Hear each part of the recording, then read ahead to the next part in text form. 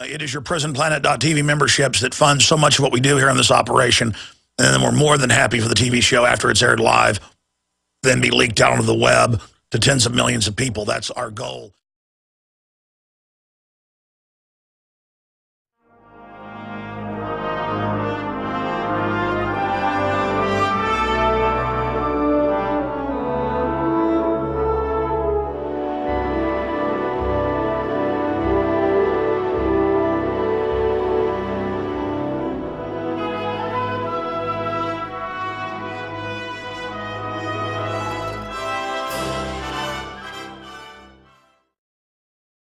The ruling class that controls much of this globe through fraud and disinformation prays every day that you be ignorant, that you be stupid, that you be so self-centered that you don't even care about what's happening in society, to the point of where you will actually be enslaved and most probably destroyed. They absolutely swim in the ether that is the ignorance gripping our world. I look at the headlines where the former MI5 chief says, the enemy is everywhere, watch your neighbors, extremists are everywhere. And then they segue into nationalist right-wing patriot groups.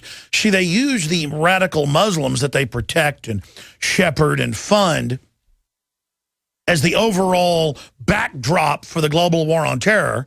But then meanwhile, it's really pointed at people that know the criminal governments of the West are the big issue. And that's hiding in plain view.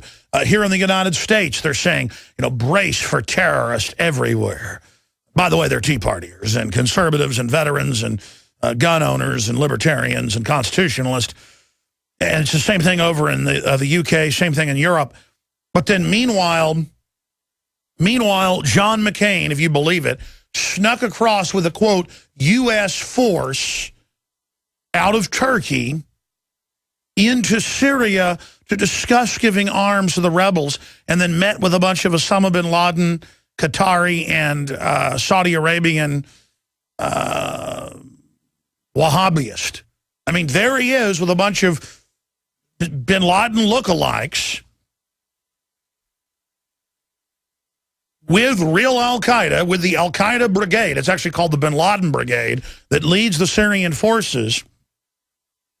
But when you fly, and there's new videos on Infowars.com, and you don't want to go through the radiation machine to make sure you don't have a bomb on you,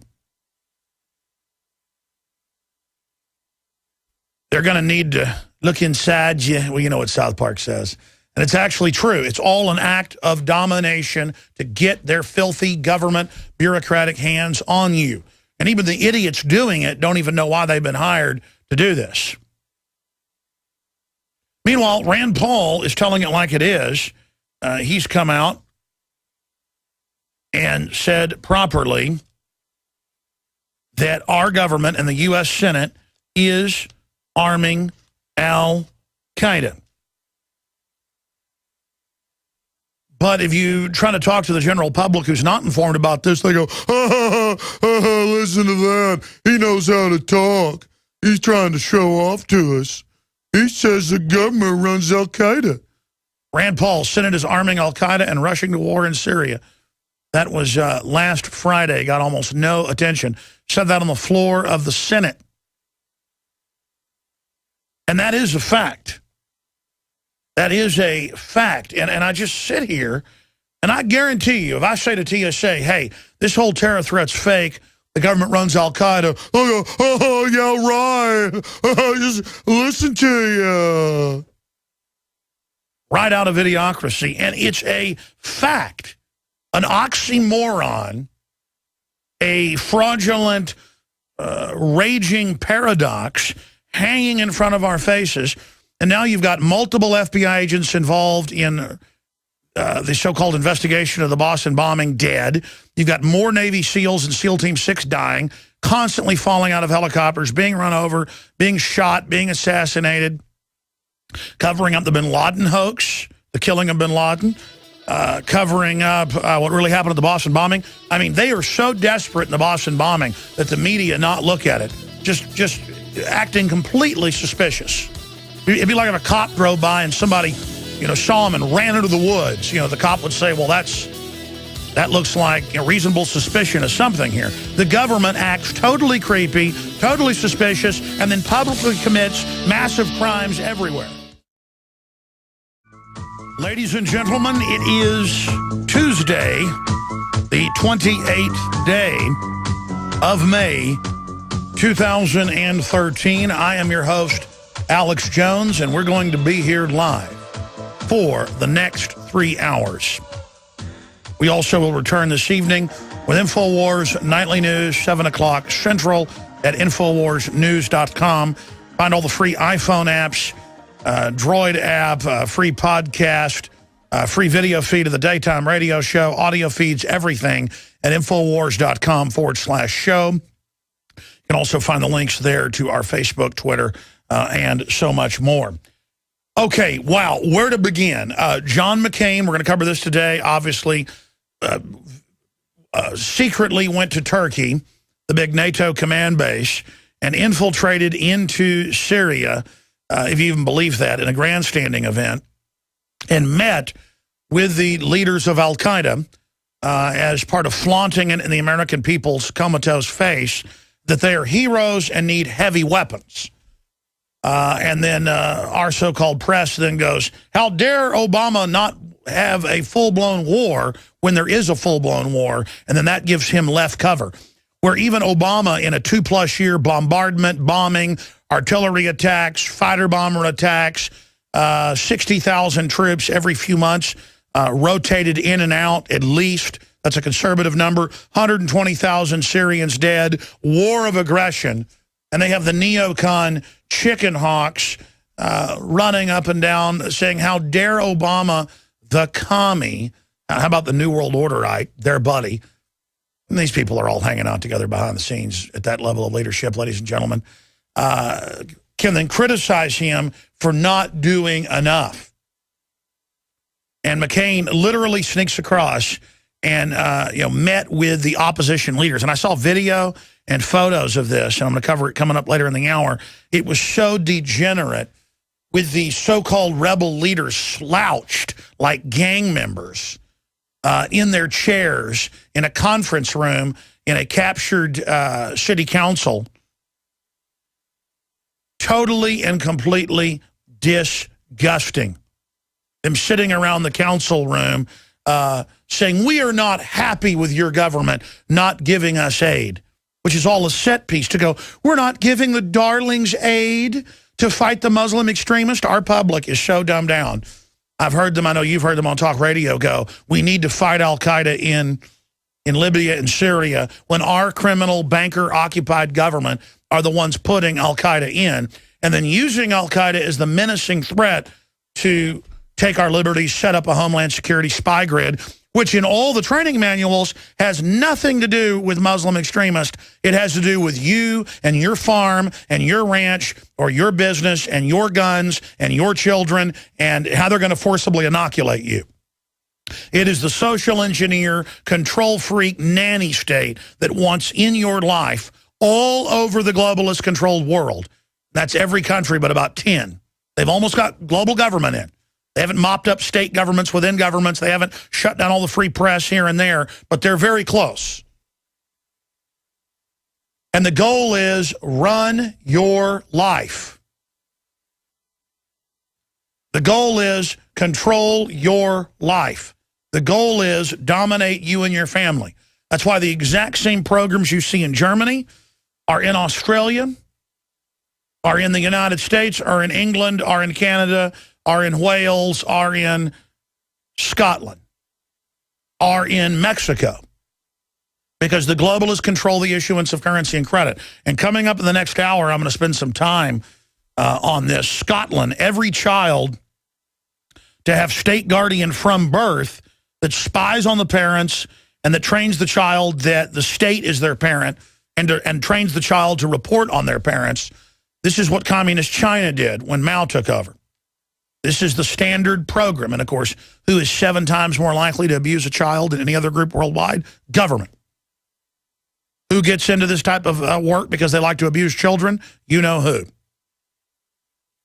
God help us. And then if you're actually poor and your kids are running around, you know, drinking sewage water in a third world country, the globalists there aren't any social workers.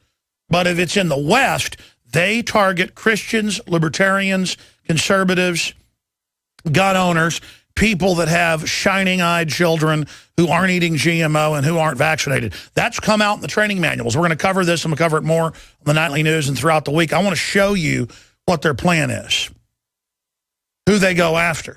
In fact, it's in the Australian news. They're going to be, Germany is about as far advanced in this as any other country other than communist China.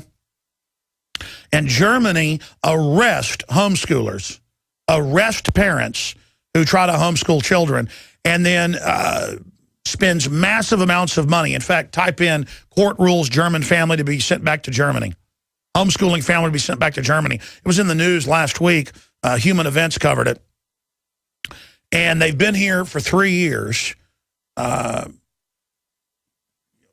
middle class, professional family with their children homeschooling. They faced prison time, like Anne Frank, for secretly homeschooling and not going to the government facility to be turned against their family, shot up full of deadly cancer virus-filled shots and put through the eugenics operation.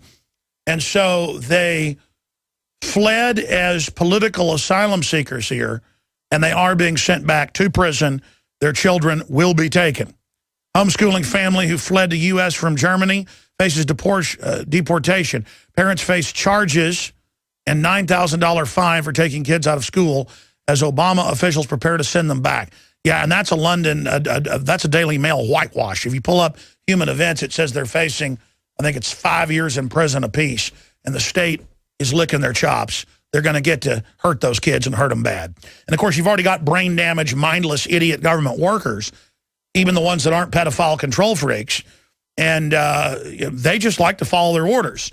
And that's the model that is already coming to the U.S. and Australia. Scotland, every child to have state guardian. Now, remember what MSNBC said. Remember what MSNBC said. They said, we've got to break, in a promo, we've got to break the idea that your kids belong to you. They belong to us in the community, with this weird academic lisping woman. Most of these people are so anti-life, they don't even have kids. Your kids are their kids. And that's where these people then get kids to adopt and then get paid to adopt them after they've run them through a ringer. They take them from you. Then they get to warehouse them. They get to put them on 5 or 6 drugs. They get the power trip of wrecking a child, a slow human sacrifice. And by the way, I've had social workers on that have blown the whistle. I've had people that have been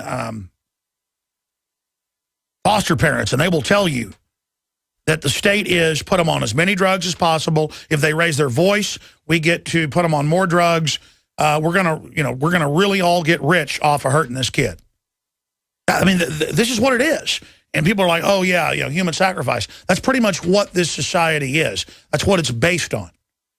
These are government. The New World Order is actually a society where the weak get to hurt the strong and the beautiful. The secret of eugenics is it was created by inbred globalist royalty in Europe and funded by the Rothschilds and others and picked up by Hitler, which just shows they're all birds of a feather that fly together in their lust for power and domination and control.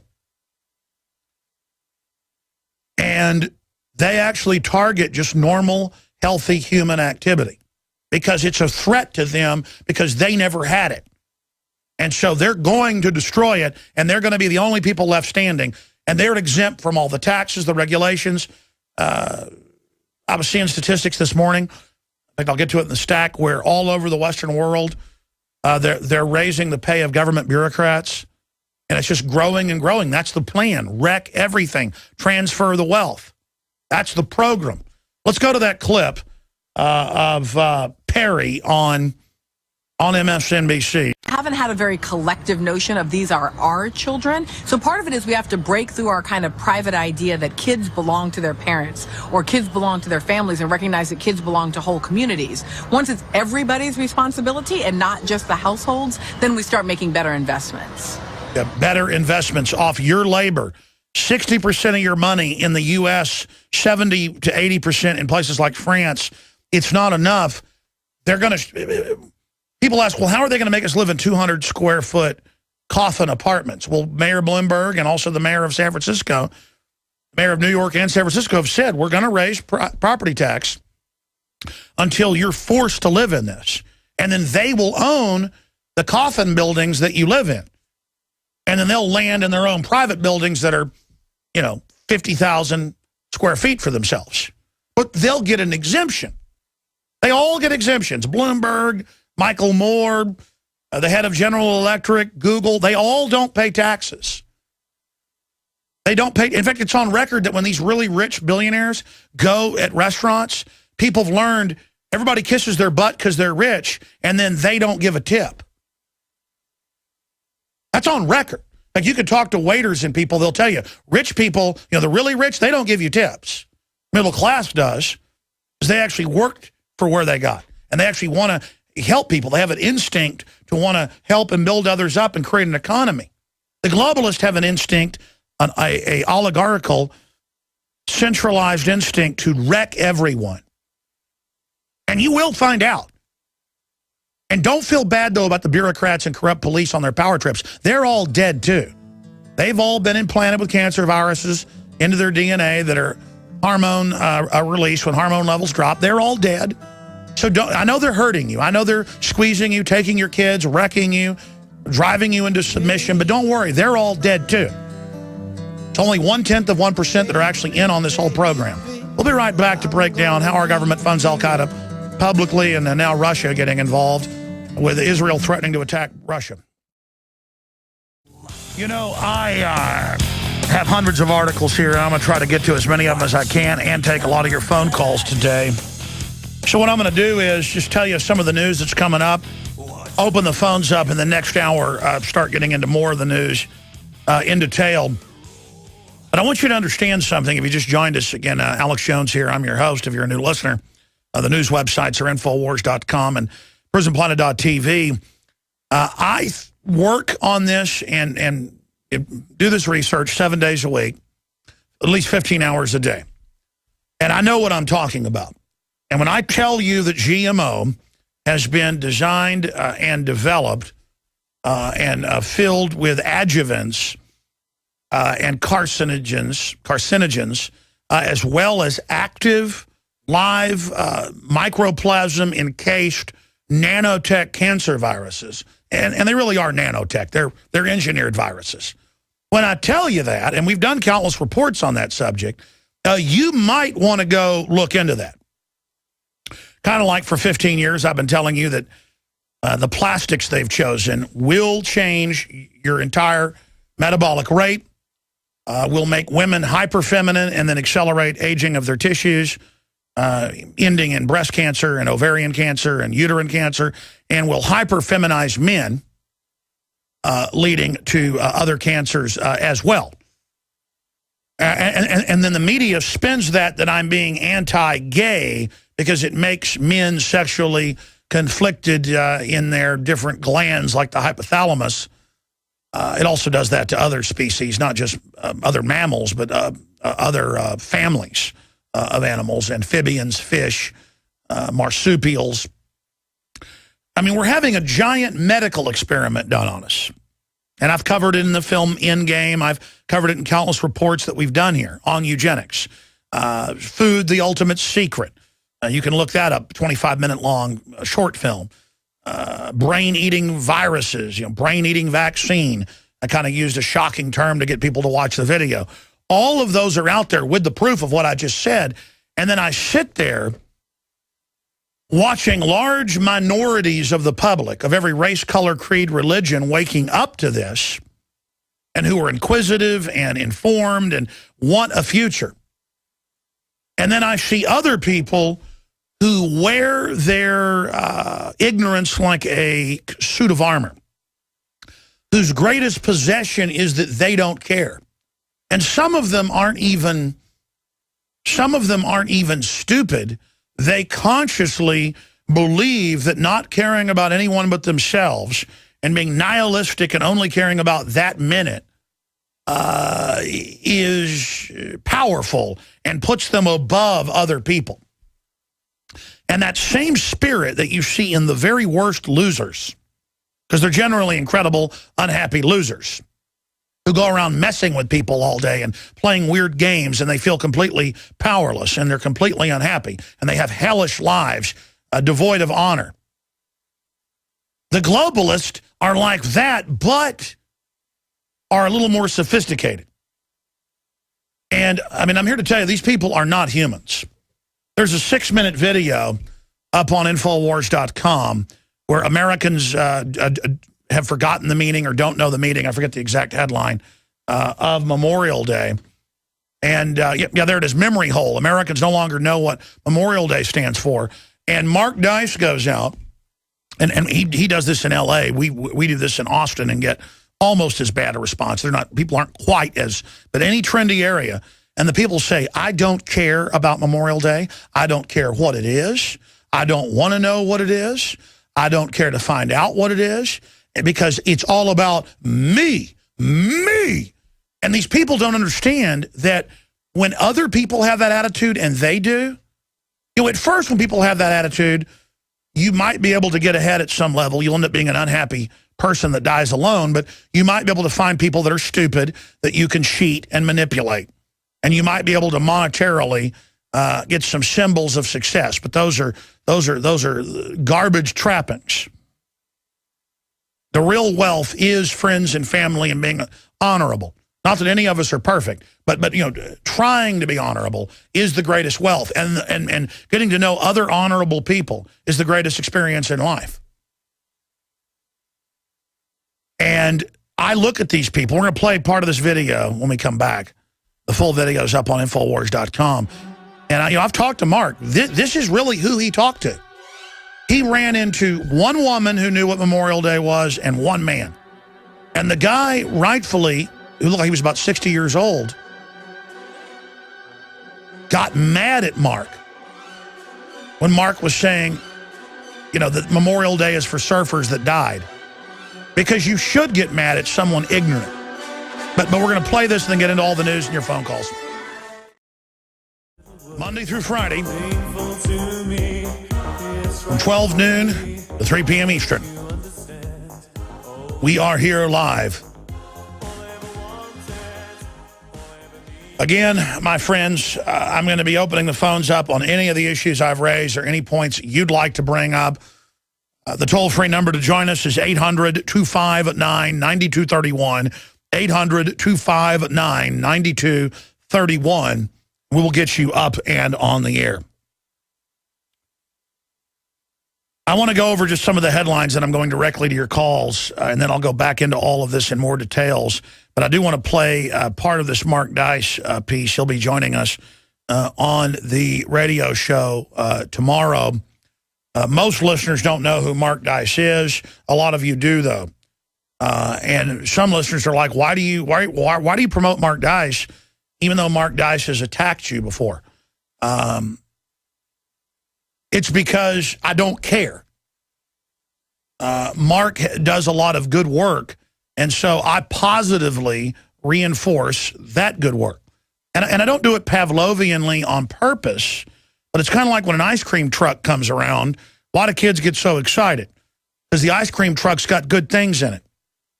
And, you know, I saw in Mark, I don't know, it's got to be now 8 years ago when he first got started, got out of college with a public relations media degree. He went out and did really great reports. So I pretty much, to a great extent, helped put Mark on the map. But he was already doing great work. He deserved to be on the map. And then he went through his own personal stuff later. I figured that. And I'm not knocking the guy. And kind of went off into a bad area of his life. And it's like the prodigal son. And when the prodigal son came back and the other son said, I've done nothing to you, Father. I've always been faithful. Now you're throwing a party for the prodigal son. He's done all this bad stuff, you know, to you. But it's like, hey, think how much I love you if I'm doing this for the prodigal son. Because I don't think Mark fundamentally is a bad person. And it's like that with everybody. It hurts me to see people that I know have potential destroying it. And it hurts me to see a society that has so much potential. I mean, I took my son to exercise this morning. and we got done exercising at Zilker Park, and I saw a bus pull up with regular kids. They weren't special needs. And I looked at these kids, and they were clearly walking dead, about a third of them. Because, see, when they hit you with GMO, with every mammal species, pigs, guinea pigs, rats, rhesus monkeys, you can look up the studies. They go back really 25 years with BT style. That's the most popular. Corn and things that grow their own pesticides. The first generation has a large IQ reduction, increased cancer, sluggishness, also more aggressiveness sometimes. It manifests depending on your genetic tree, your genetic blueprint, the type you are. And then by the second generation, and a generation's about 20 years, humans tend to reproduce by about age 20, 22 is the average, I guess. And we've got all of this, garbage going on, and I sit there and I look at people, and you look at adults now that are one generation, people that are 25, 30 years old under GMO, and you look at the next generation, people that are now 5, 6, 7, 8, 10 years old, who were born out of the last generation. My God, man, the next generation, it's going to be, and you can see the numbers, the cancer numbers, the neurological disorder numbers, the infertility numbers. It is parabolic. It is a straight up graph. And that's why they've got to get their police state control grid in first before the real death starts, because you're going to have mad parents. And they said 50 years ago in papers we've dug up and covered on air that they knew some of us would find out about this program. I mean, hell, they write books. The White House Science Czar does about jacking our food and water to sterilize us.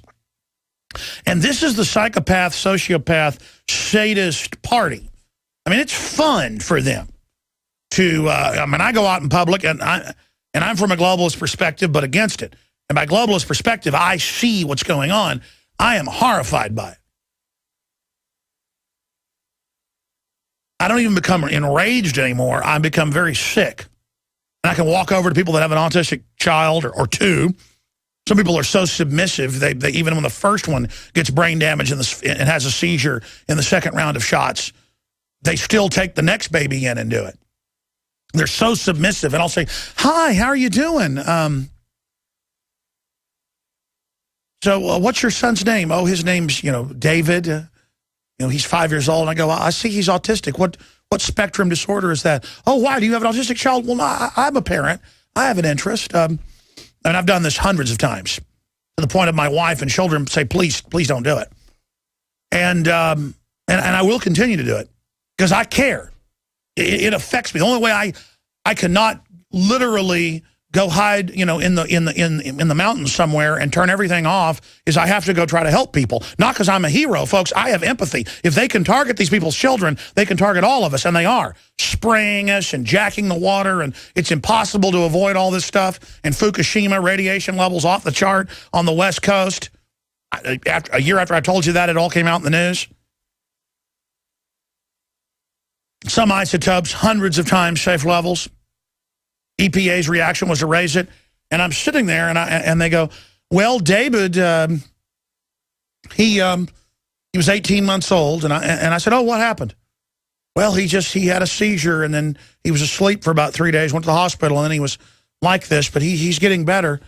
And I'll go, did you ever think it was from the vaccines? Well, we've heard that, and he did have it right after the shot. I mean, hundreds of times. And oh, really? And then they'll go, yeah, and we've got another child that's autistic too.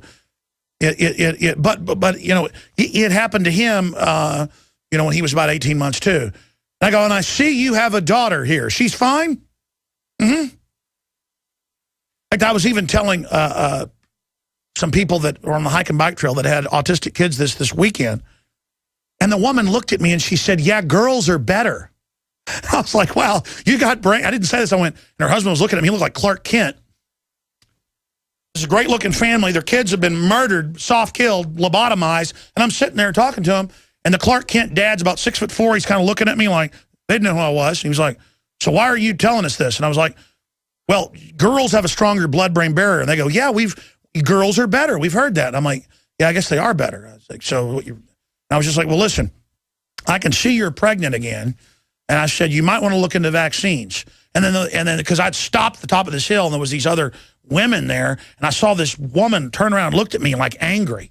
Because I was getting out of line. I was talking. I was a human up there. And then, because the hike and bike trail was a madhouse. This is actually yesterday. I say the weekend. Felt like yesterday.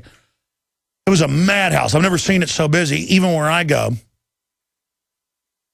And so I got down to the bottom of another hill, came out by the creek, and there was about 20 people down there. And there was another pregnant woman with her friend and 2 other people, because that's where all the yuppies are. All the successful people, all the people who think they're rock stars. Leave it to Beaver folks. And I'm sitting there, and I stop, and I start listening, and they're having discussions. Yeah, I'm not, whatever you call it, the term where you're diabetic because you're pregnant. I'm not pregnant diabetic or whatever the term is.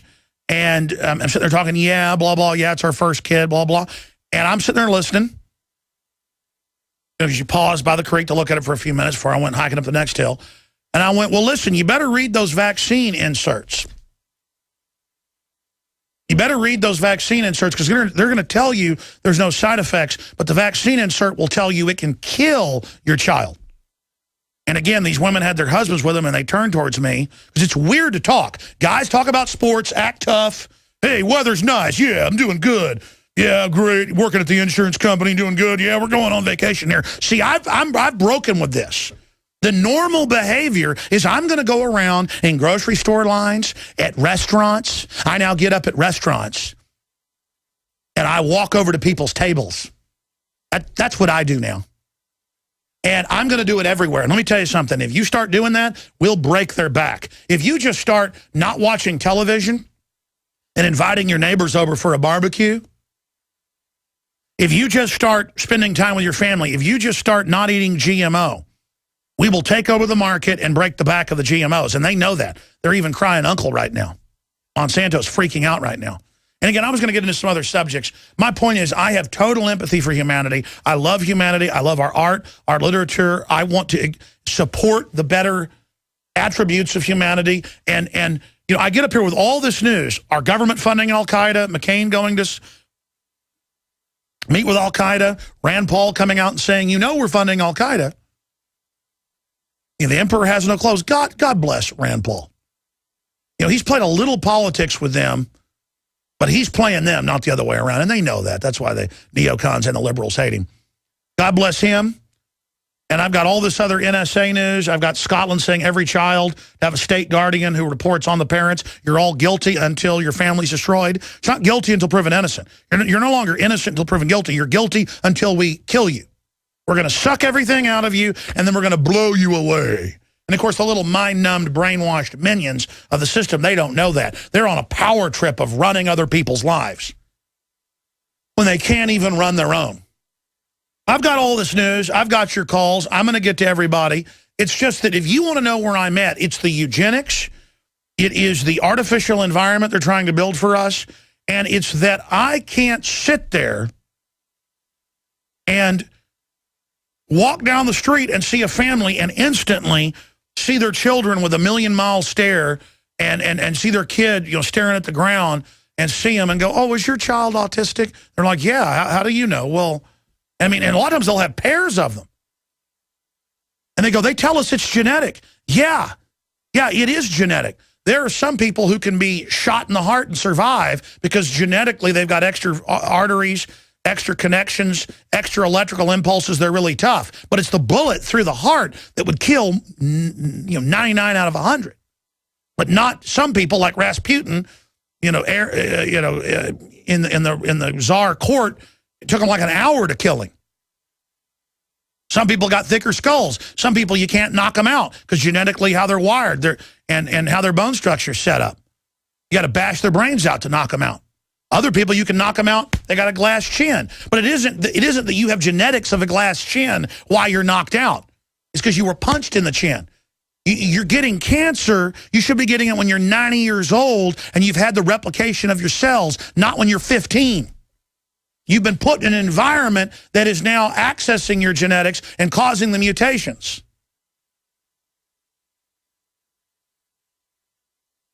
And I just realized that's everything.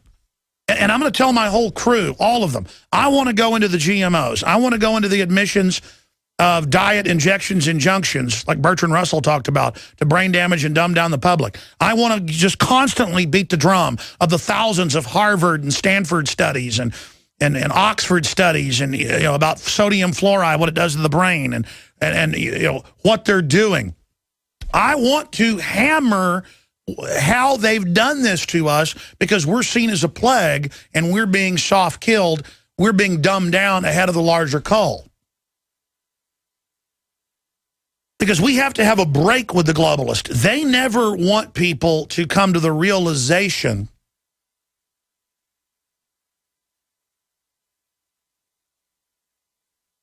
that this is going on. That's why they don't want to talk about how we give $85 billion a month to foreign banks and Congress won't be told who. Totally illegal, totally unconstitutional, treason, 1,000 times over the chart. They go so overboard on purpose because it works. They fund Al-Qaeda publicly to commit war crimes all over the world and then invade the countries to get rid of the Al-Qaeda they put in, but then don't even go after the Al-Qaeda. They actually go after innocent people. And that's so over the top, they get away with it. It's so over the top to have hundreds of FBI training manuals that are sent out to barber shops, hardware stores, gun shops. I say hundreds. It's over 200 last year put out to every type of business there is, tailored to them on what to look for. And it makes everything an act of terror or so that everyone can be seen as a terrorist, to create a total culture of paranoia instead of being concerned about the government historically that's the real danger and is running the terrorist. Common sense, founding fathers, world history. Oh, no, the government didn't do anything wrong. They're not corrupt. That's a conspiracy theory. How crazy Alex Jones is. It's your neighbor you can't trust. Over the top, 2 billion bullets, paper targets of 5-year-olds they're training to kill. Even when the company comes out and admits it's real, never hits the news. 7,000 just last year. 7,300 anti-mine heavy armored vehicles training for war with us. Meanwhile, they tell us the enemy's everywhere, the Muslim extremists, when they run them. All of this is just over the top cuckoo land. And then I see a video. We will play in the next segment, and then calls next hour, and then news. I'm going to get to everybody. Sheila. I love the name Sheila. I like in Australia they call women Sheilas, period. Jason, Mark, Julio, Samson, and others. We're going to get to all of you.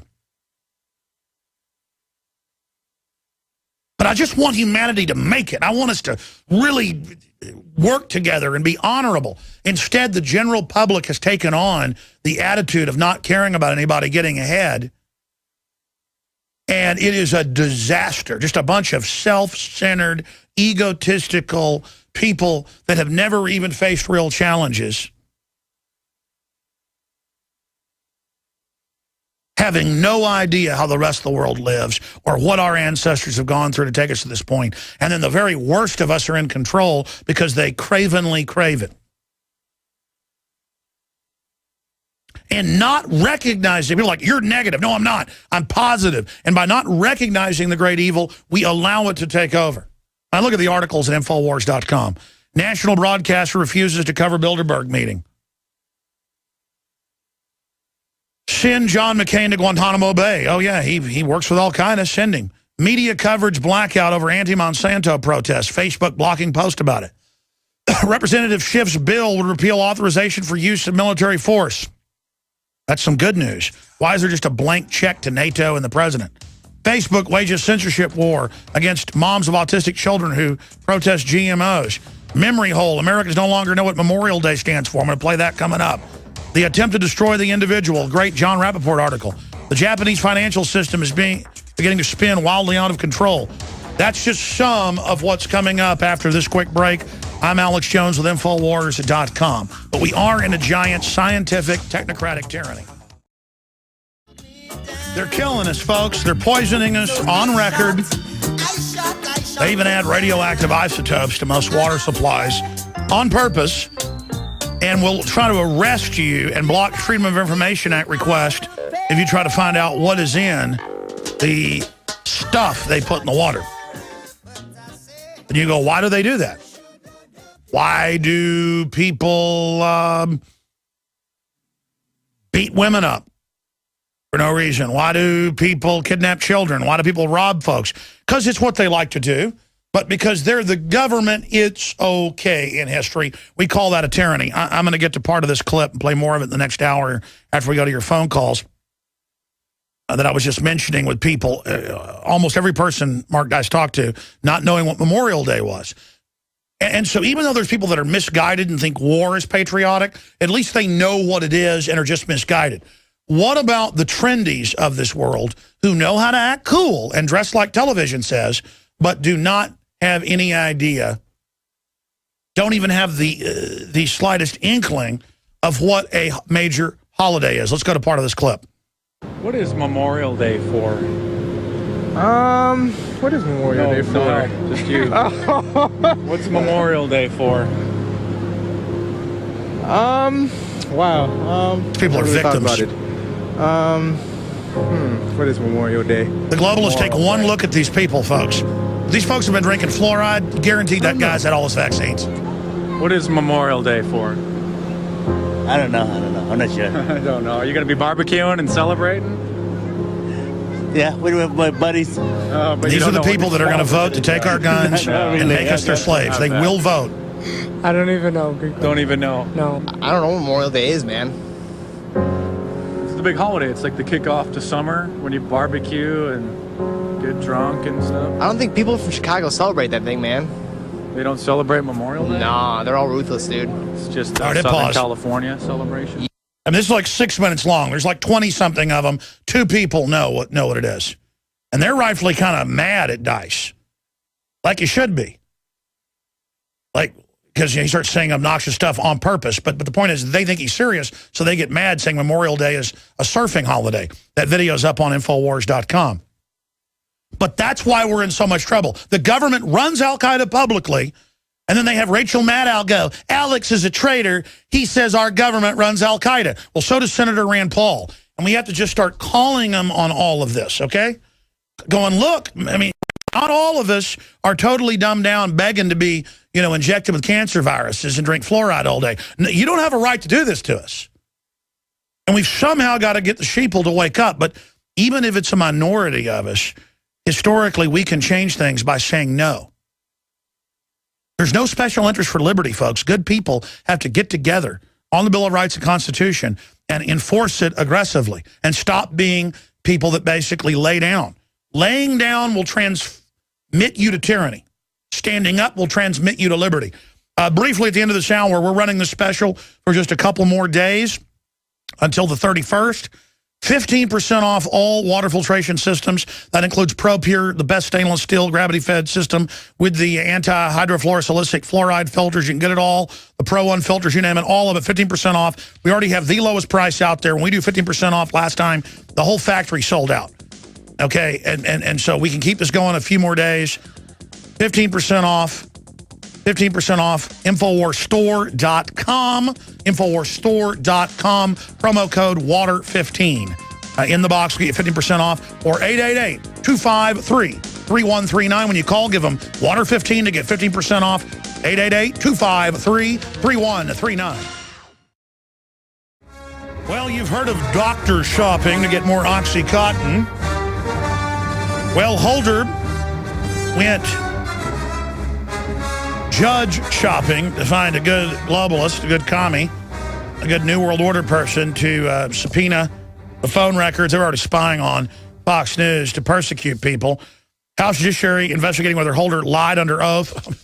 Think so. Got caught lying about Fast and Furious. Not in jail. Everybody is intimidated by him, which is living on your knees, I guess, instead of dying on your feet. You end up dying on your knees very slowly and painfully politically. John McCain makes a surprise visit to Syria to hang out with Al-Qaeda. We got a bunch of clips of that coming up. But right now, let's go to your phone calls. The toll-free number to join us is 800-259-9231.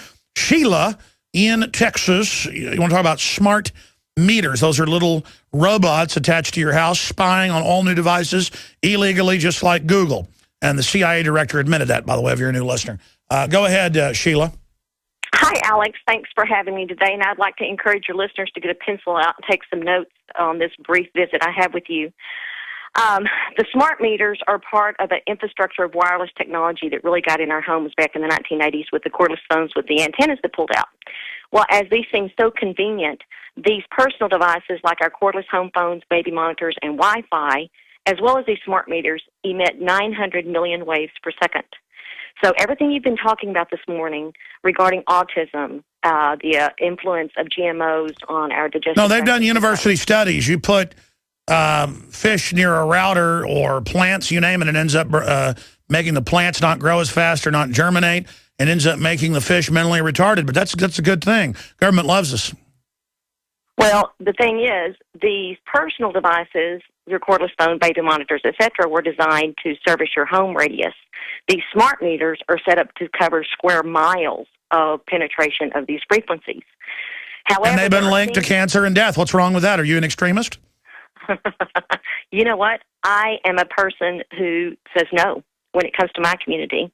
So in our little 5,000 population in the center of Texas, we implemented Texas Local Government Code 9.004, which allowed by petition of the people to write up and change our city charter to specifically allow utility customers the right to reject installation or request removal of any product or service. You know, that's awesome. I've been reading about cities and people passing stuff like that. Send us the proposal, and we'll do a story on it. Send it to showtips@infowars.com. What city are you in?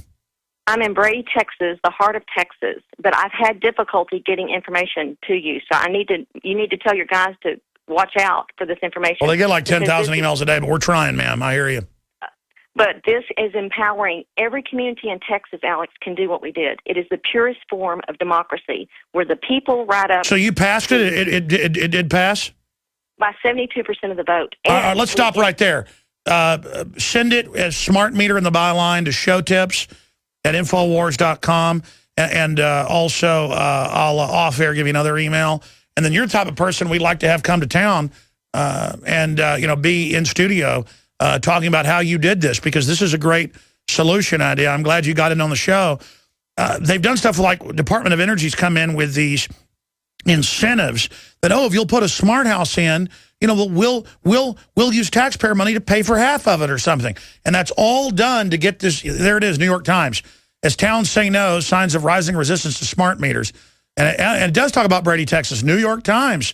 Wow, good job. That was on May 18th. Well done. And who honchoed this?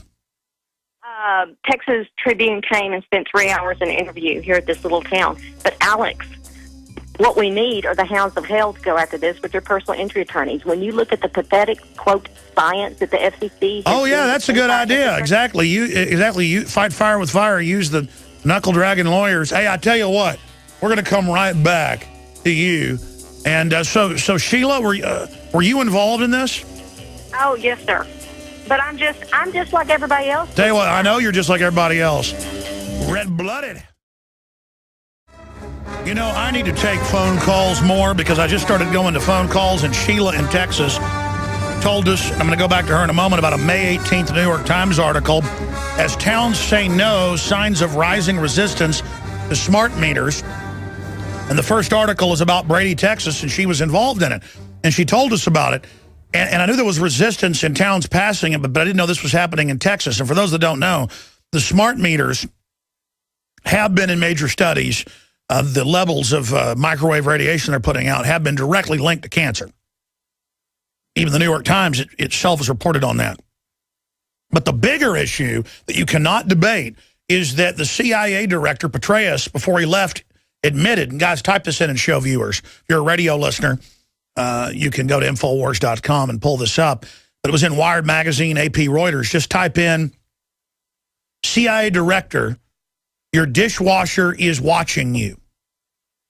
And he said, your computer, your dishwasher, your clock, radio, all of it under globalist specs worldwide, from Australia to the U.S., the entire Western world, everything being made via specs has systems to turn it on and listen to you, to track what you're doing. They can send data, not just wirelessly, but data over power lines now, where the electrical cord sends orders.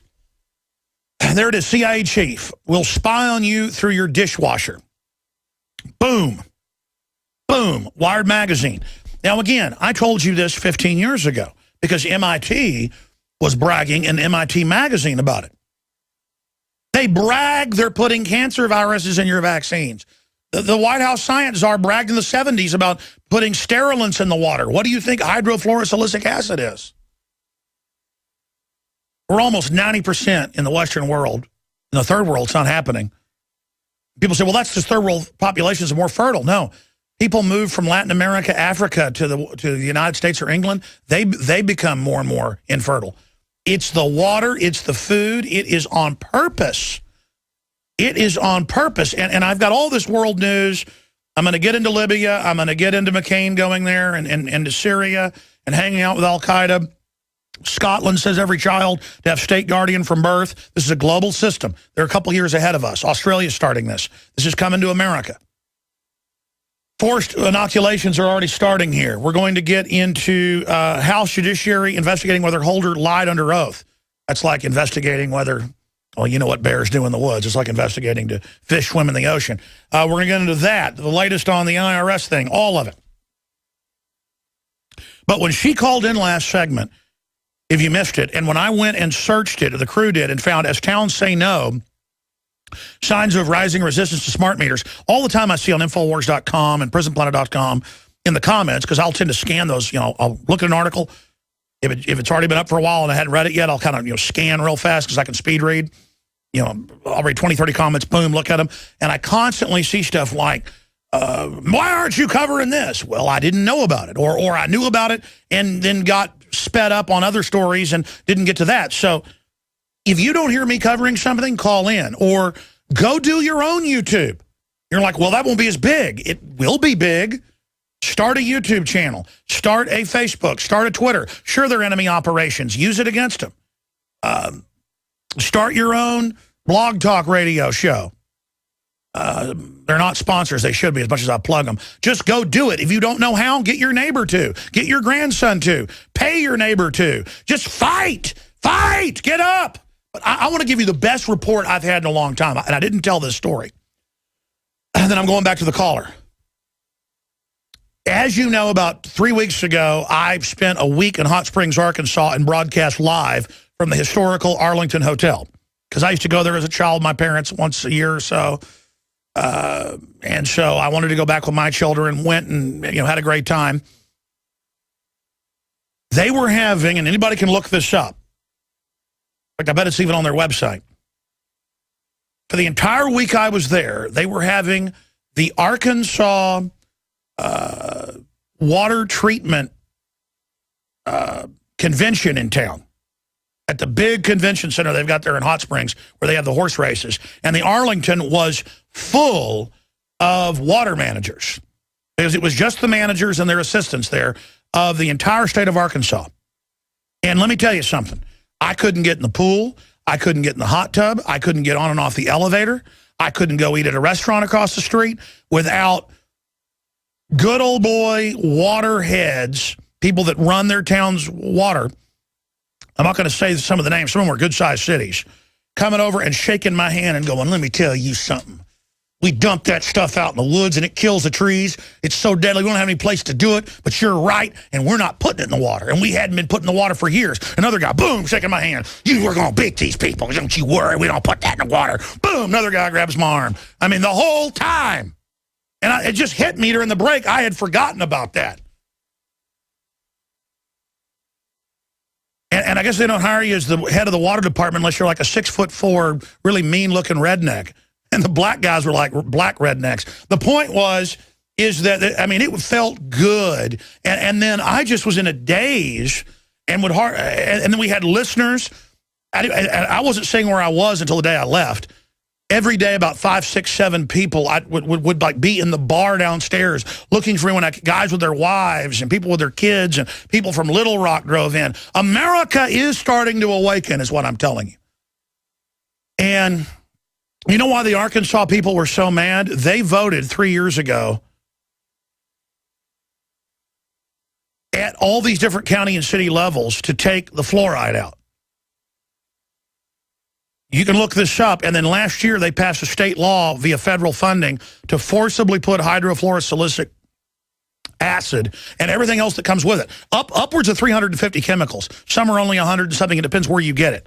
Some of it's from Florida, Montana, China, Mongolia. They mine phosphates for fertilizer. You can mine into limestone deposits and find the different things that plants need.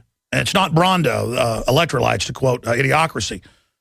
And they go in there, but it's full of toxic waste, and you've got to purify it out. Well, the stuff that's left, radioactive isotopes, you name it, is put in our water. And everybody always knew this.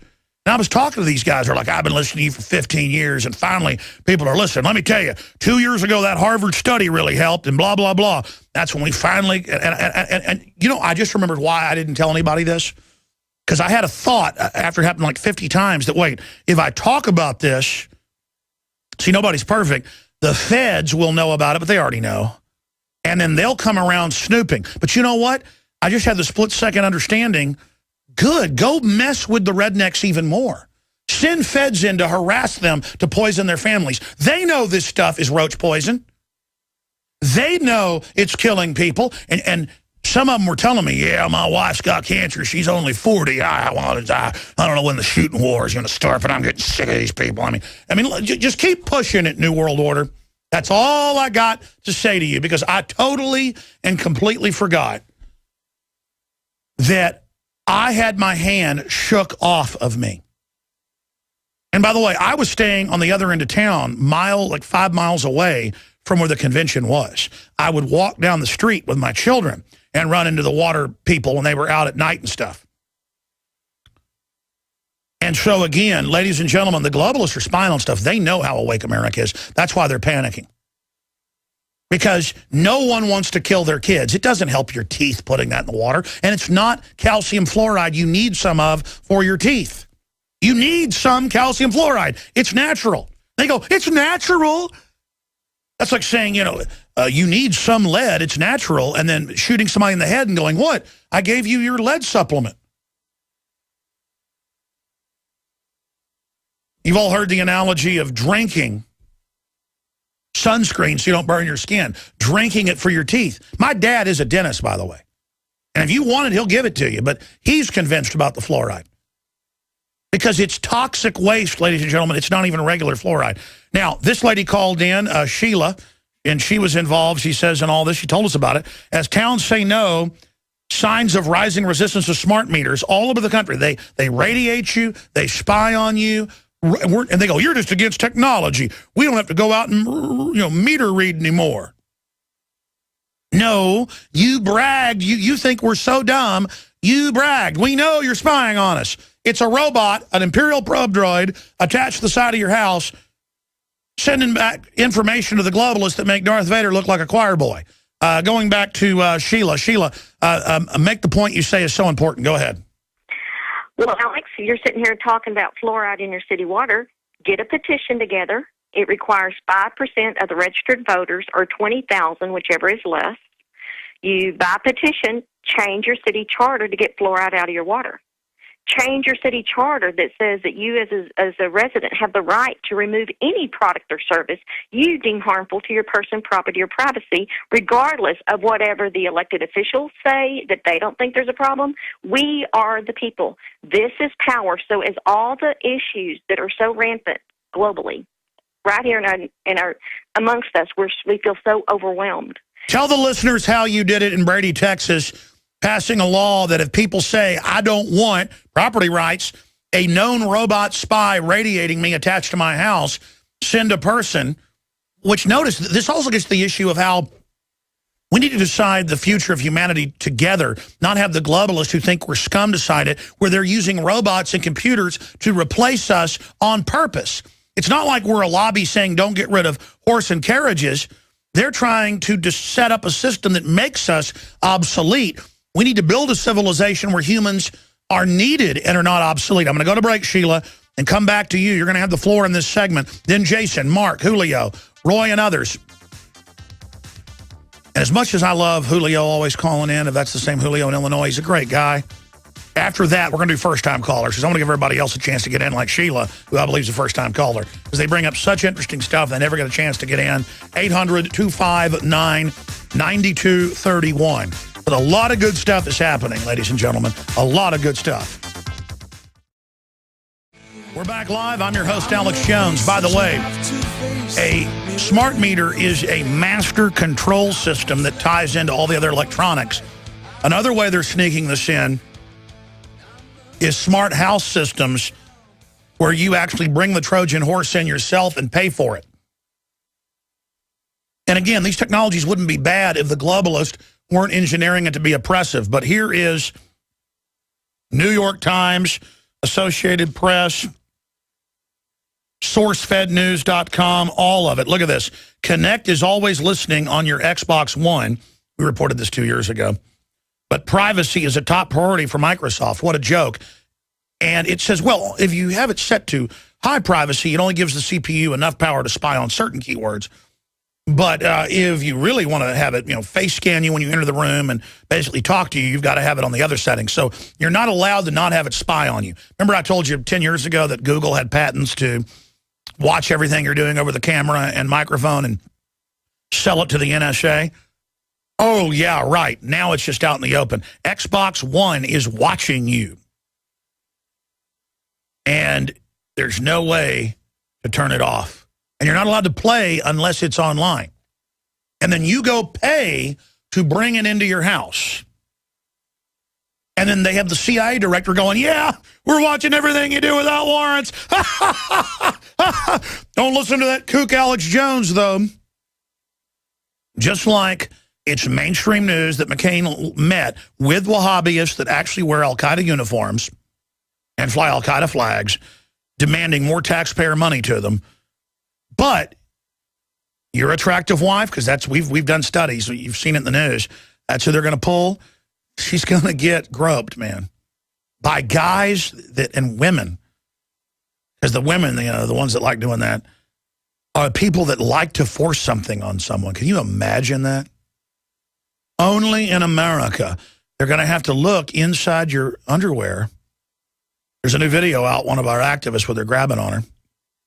She says, don't touch me there, and they, of course, do, because that's why they want that job. I mean, in the old days, you go to a park and do that. You go to jail if you're one of those type of people. But now you get to wear a uniform, and because of Al-Qaeda. Whoa, man, works great, doesn't it? Drink your fluoride, folks. Drink your fluoride. Okay, Sheila, make your point about what you guys did getting rid of the smart meters in your area of Texas, as reported on by the New York Times. Well, Alex, finding Texas Local Government Code 9.004 was of itself a battle. This started out in October when our city council indebted our small community $2.5 million to put in all these smart meters of water, electrical, and gas meters on our homes. They did this with 2-line sentence in our city agenda, which we fought as being a violation of Texas Opens Meetings Law. But there's a real good reason why you have the saying you can't beat City Hall, and that's a long story into itself. But because of right after that, I started submitting agenda action item forms to be an action item on the agenda, which was denied to me 5 times by our mayor, who happens to live across the street from me, and we share a parking lot at work, so you don't get much closer to your elected officials. Even in this small little community, I was literally blocked 5 times for even having the ability to seek action of my elected officials. Which, by the way, is illegal under the state constitution. And again, it shows how there's a wall because they know they're in the wrong, and there's always money paid one way or other. And it turns out smart meters break more often, cost more money, have to be replaced quicker. So it actually also is another boondoggle on top of it. Well, in one report, after a matter of hours in one little home, there was already a dishwasher fire. Well, Who ever heard of a dishwasher fire? You know, that just doesn't happen. Okay, so then because of all the high profile and the fact there's so many issues about the smart meter, but let me tell you personally, the reason I'm in this to the magnitude of sacrifice and time and energy is the health consequences. Your pineal gland that detects darkness can't tell the difference between light frequencies and the frequencies from these high... That's right, so you're never really getting sleep. You're never, absolutely. Studies in rats, you can look them up, find they actually sleep better when the wireless is off. Well, I had a Vietnam vet. I have a little wellness shop, and so I have people come in all the time about sleeping problems. And he was sleeping 1 hour a day. I said, Joe, go get rid of your cordless phone, turn off your Wi-Fi, put your cell phone inside the room, and Alex, he starts sleeping 4 to 5 hours a night. People come in complaining of migraines or headaches. Ask them, do you have curly light bulbs? The complex fluorescence? Yes, I do. Get rid of them. Don't they put out something like 10,000 times the radiation of a regular light bulb? They have 500 units of grand Spectre units of radiation compared to an incandescent that has 30. So as people go replace their ceiling fan with 4 light bulbs, before they had 120 units of radiation, and now they have over 2,000. Now, when you look into this... Tell you what, stay there, and we've got a website also that is fighting smart meters. Stay with us. Alex Jones here, back live. Thank you so much for joining us. The news websites are Infowars.com and PrisonPlanet.com. Don't forget, we have the nightly news every night, 7 o'clock Central, weeknights, and the Sunday radio show, 4 to 6 p.m. I am going to Bilderberg. I'm scheduled to fly out there, by Tuesday, and I'm going to be there covering it. England stops thousands of people now outside of law. If you're basically not a communist, a socialist, a fascist, or a Muslim terrorist that the government runs, you're not allowed in the country. If you're persecuted Christians fleeing anywhere in the world, you're not allowed in. If you care about seriously, the government is totally criminal. It's all come out that they are engaging in a clash of civilizations. Some of the low-level people may not be criminal, but I am going to be traveling to England and covering that. But regardless, Paul Watson is going to be there. I've been playing phone tag with one of the senior police in the area who wants to talk to me. But I called him this morning, and he said, I'm driving. I'm not allowed to talk on the phone when I'm driving. I think they even have a law there against it with the hands-free, because the nanny state said so. He said, I'll call you back when I'm not driving anymore. But by then, I was on air. So I'll try to get a hold of them to find out what's going on with that. And a lot of other things coming up, ladies and gentlemen. By the way, we're working on a guest that was a lawyer inside the system. Well, I'll leave it at that until coming up in the next segment. I'll give you an idea if we're going to be doing that in the last 30 minutes of the next hour or not. But I've been talking about smart meters. I'm talking about how all this is happening. We're going to go back and let Sheila finish her point. There's also a website we can put on screen for TV viewers if people want to visit it as kind of a model for their state. It's Ban Texas Smart Meters. And what is the URL? BanTexasSmartMeters.com. And again, the lady that we have on the line, I'm glad she told us about this. It's in the New York Times, what she and others have been able to do, but she was the one that honchoed it to start. As towns say no, signs of rising resistance to smart meters. Brady, Texas is where it starts, and it talks about what she and others did. Again, more of our listeners taking action. But I thought before we went back to her, since we got on this subject, the Lord moves in mysterious ways. Let me show you some of these articles here for those of you that are in denial. We showed Wired Magazine and AP earlier where the CIA says they're watching and listening to you via all the smart stuff in your house without warrants. And by the way, you're the target. And they know this stuff is frying you. Frying you. You read it here first. Google's ambient background spy tech. And it has the patent in our article that first reported on it in 2006. People thought we were lying. That's PrisonPlanet.com. Here's the Daily Mail. Is nothing off limits? Now Google plans to spy on background noise in your phone calls to bombard you with tailored adverts. And that's already begun. But it's not just your phone calls. It's your computer. In your house, it's everything. And then it breaks down their patent from 2006. And they're already doing it, by the way. They are the NSA. Verizon follows Google in turning phones, TV into info wiretaps. That's why you got to have a new digital TV. They got microphones built in. They're tracking everything you do. You're like, what do I have to hide? They're listening, and computers are they're recording it all. And now it's like, well, it's extreme to not want government bugs in my house. So I'd say go roll up your sleeves, take the shots, drink the fluoride, and get ready and get some burial insurance on you and your family. Because people are going to start dying real fast. You think pediatric cancers are up 10,000% since the 1950s? At the growth curve, another decade or so, it'll be 20,000% from the numbers I've seen. I mean, it's just going to get where everybody's dying, but it's like trendy. Well, let's jog to get funding for all the sick people and fundraisers for everybody that has cancer instead of, why is everybody dying? And it's in America. We lead the world. England's next. And there's cops in England listening right now. Get ready to bury your family. And you can laugh now, bud. Wake up and fight them once your wife's dead or you're dying or your kid dies, okay? I wanted to save your kid, but you're on a power trip. You were picked psychologically because of it, so prepare to die. Prepare to die. I mean, the government is listening to everything. They're poisoning the food and the water. Of course they're evil. Of course the IRS is persecuting liberty groups. Of course the UN runs child kidnapping rings. Oh, yeah, right. Look it up. Thousands of mainstream articles. I'm ranting. I said I'd go to your calls. It's just, I'm right. I know what I'm talking about. I warned you because they were bragging about it. I'm nothing special, except when people say they're killing me and spying on me and jacking me and doing all this stuff, and the honeybees eat the corn pollen and all die. And then the studies come out in Germany and Canada and government studies confirming it. I mean, I read that article like 5 times last year on air out of the Washington Post where it said, farmers are breaking GMO planting rules, not creating sanctuaries for the insects. When they have these GMO wheat crops, potato crops, corn crops, all of it, they have to plant another field the same size so that all the insects don't die. See, the globalists don't want all the insects to die, so you've got to plant something for the insects to eat, and then the humans are given it. I mean, it is just... And I'm just supposed to sit up here day after day, oh, I'm Alex Jones, tune in weekdays, and just act like everything's normal. Let me get some more headlines here. Verizon follows Google in turning phones and TVs into wiretaps. Microsoft Xbox didn't violate Google patent, says ITC. Yeah, they're having, this is NBC News.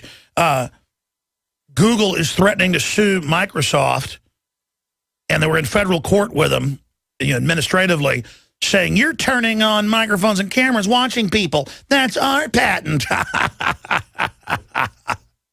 But it doesn't exist, though. Don't listen to Alex Jones. There's no bisphenol A hurting your children in the plastic. There's no weather modification. That's the crazy man. The crazy man says the government's listening to you. He's a crazy man. You know, I am crazy. I am crazy watching people go walk over the edge of a cliff, not freaking out over this. Look at this. U.S. Patent and Trademark Office. Patent application, full text and image. Here's a new one. United States patent. And this gets into all the spying on you, but that's just copies of the old patents. Here's another one. Kinect is always listening on Xbox. And Microsoft calls that privacy. People are upset about us spying on them. Well, just call spying on them privacy. So see, now privacy means being spied on. Man, these people really have Orwelled us, haven't they? Xbox One's Kinect can turn off, Microsoft says, noting privacy worries. Oh, you have to turn it completely off, not be spying on you if you believe that. But they all have secret reboot capabilities, just like the cell phones.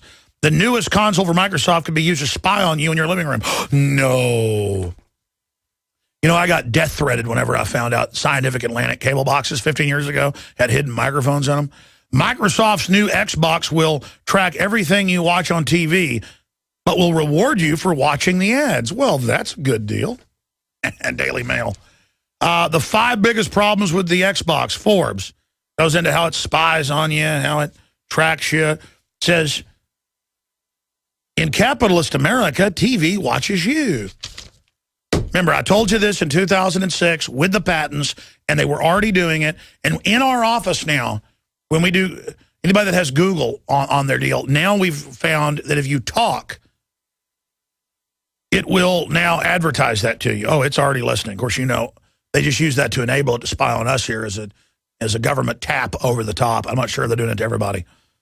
But we've done tests where we sit there and talk about the most inane, weird thing in the office, you know, winking, and then a day later it's in the pop-up ads. Oh, that's crazy. Next they're going to say they're listening to us. I had Bloomberg, they're writing some big cover story. I had Bloomberg, they say a featured big official report. You know, 2 reporters on at once with me the other day. The third time I've talked to them. And they're going, so you say the government's training for war? And I said, yeah. And I happen to have all the Army manuals, so I gave them that, and they giggled at that. And you know, where it says internment camp, and I gave them the Emergency Centers Establishment Act and the Model States Health Emergency Powers Act and the Clergy Response Team documents, and the more giggling, like listening to Beavis and Butthead. Yeah, oh yeah, they are. And then I'm talking to them, and I go, yeah, I've been to a lot of urban warfare drills where they train to shoot rural groups, mainly white people in John Deere hats. They thought that was real funny, and I said, well, here's my films. They kept laughing, and I said, well, now, you know, I said, you've seen in the news where they have, quote, Homeland Security drills to kill zombies. And they start laughing at that, and I said, listen, that's been all over the news. Will you look that up? And they went, come on, Mr. Jones. Come on. The government's training to kill zombies.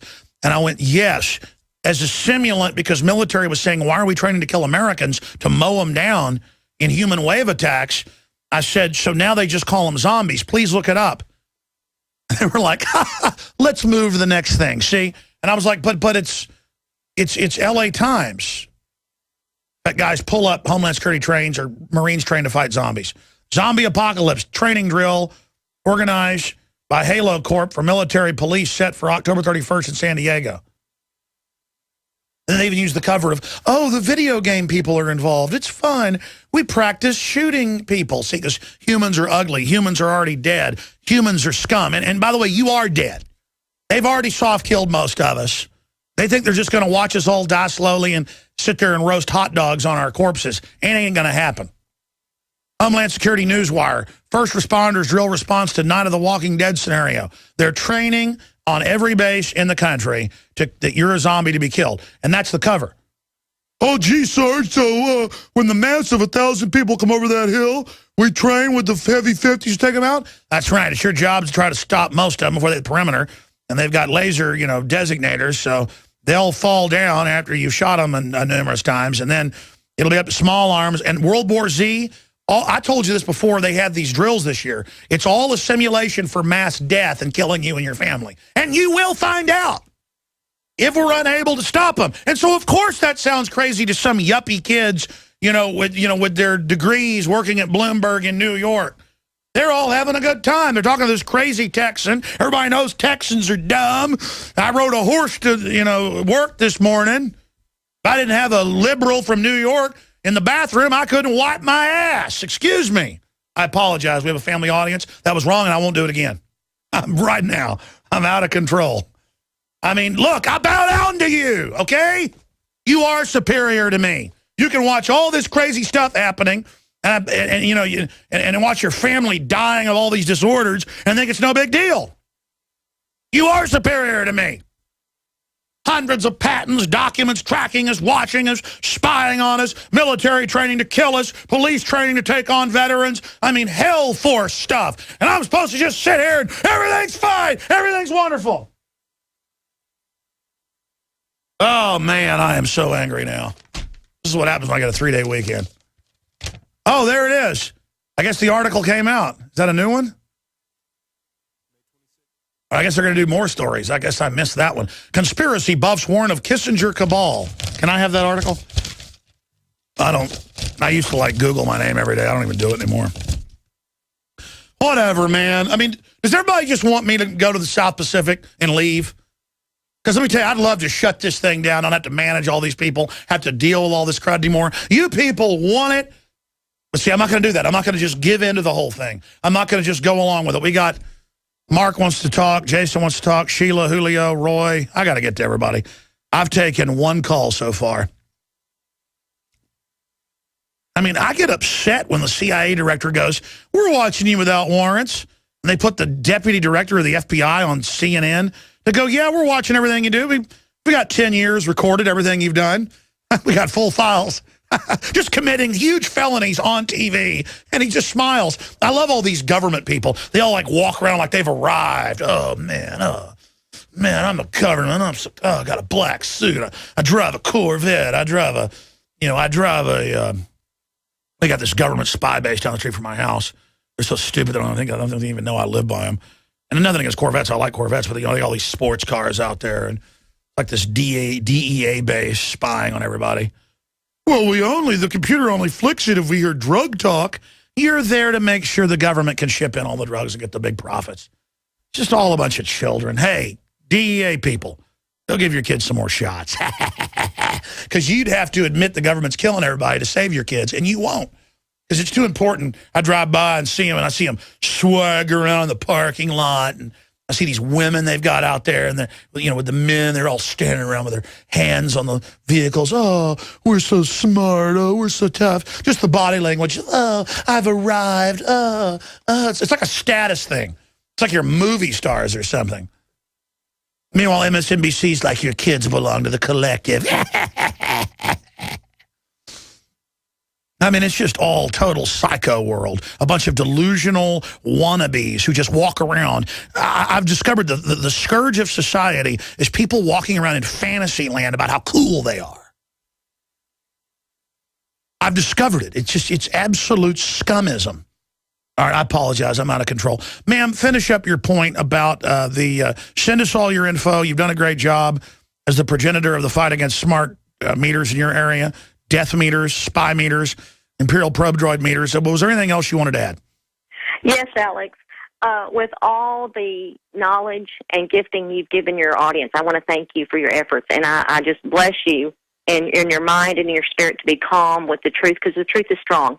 I've been contacted by 30 different communities who want to do what I've done in Brady. This is under Texas Local Government Code 9.004. My website is hyws.us, and click on Take Charge. There's a registration of people who want to learn. So you're behind the statewide deal. I'm looking at your site. You've got resistance against their murder operation all over the place.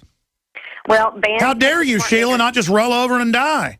What, have you not been getting enough vaccines, honey? Well, actually, Alex, what's interesting is all these frequencies actually stir up the heavy metals that are deposited in these bodies. Oh, no, I know. It has a compounding additive effect, yes. Yes, and actually the dots you're seeing right now, those occurred about 5 days after the news went out, just in small circles. And you see that pink dot, Alex? Yeah, that little evil pink dot? The pink dot is Emily's story. Emily is so sensitive to electromagnetic fields. As they go to visit a friend's house, she starts arching her back. Eyes start dilating, and the friend that they're visiting goes, "Oh my gosh, they put on a smart meter 2 weeks ago." Oh yeah, they knew all this a long time ago.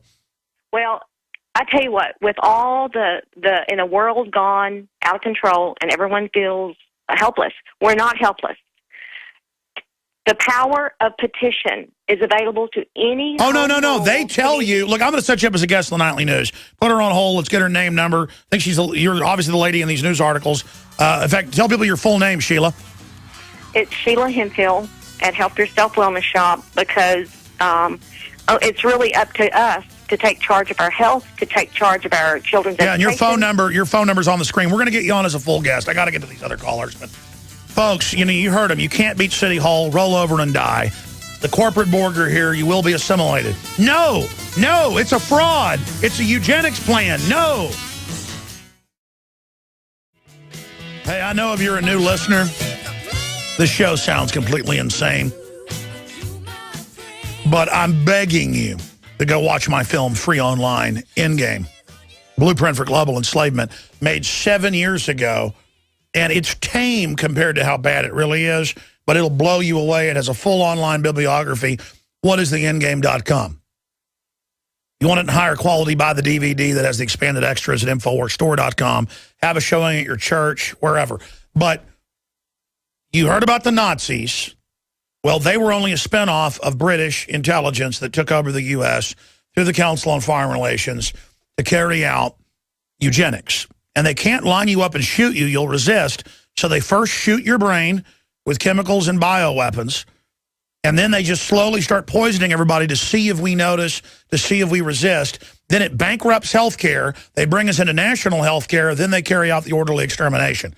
I'm going to go to Jason, Mark, Julio, Roy. But, hey, I went to one call that hour, but she got about 5-6 minutes all totaled. This always happens when I've been gone a few days. I am so wound up right now. By the way, this broadcast is listener-supported, and I sell things I believe in. If you hear me endorse something, that means it's something I believe in. Go to InfoWarsStore.com, 15% off with promo code WATER15, and you can get 15% off on all the water filtration products, and that's one of the biggest things we can all do is purify our water. Never drink the tap water. Never. I mean, this government, with all the secret testing they've been caught doing, you're going to drink water they're giving you? Sure, a lot of the water managers secretly dump the stuff. They don't put it in the water because they love their grandkids. It doesn't matter. Who knows what else the globalists are doing? Filter your water, InfoWarsStore.com, the best deals, the best filters, side-by-side comparisons with the competition.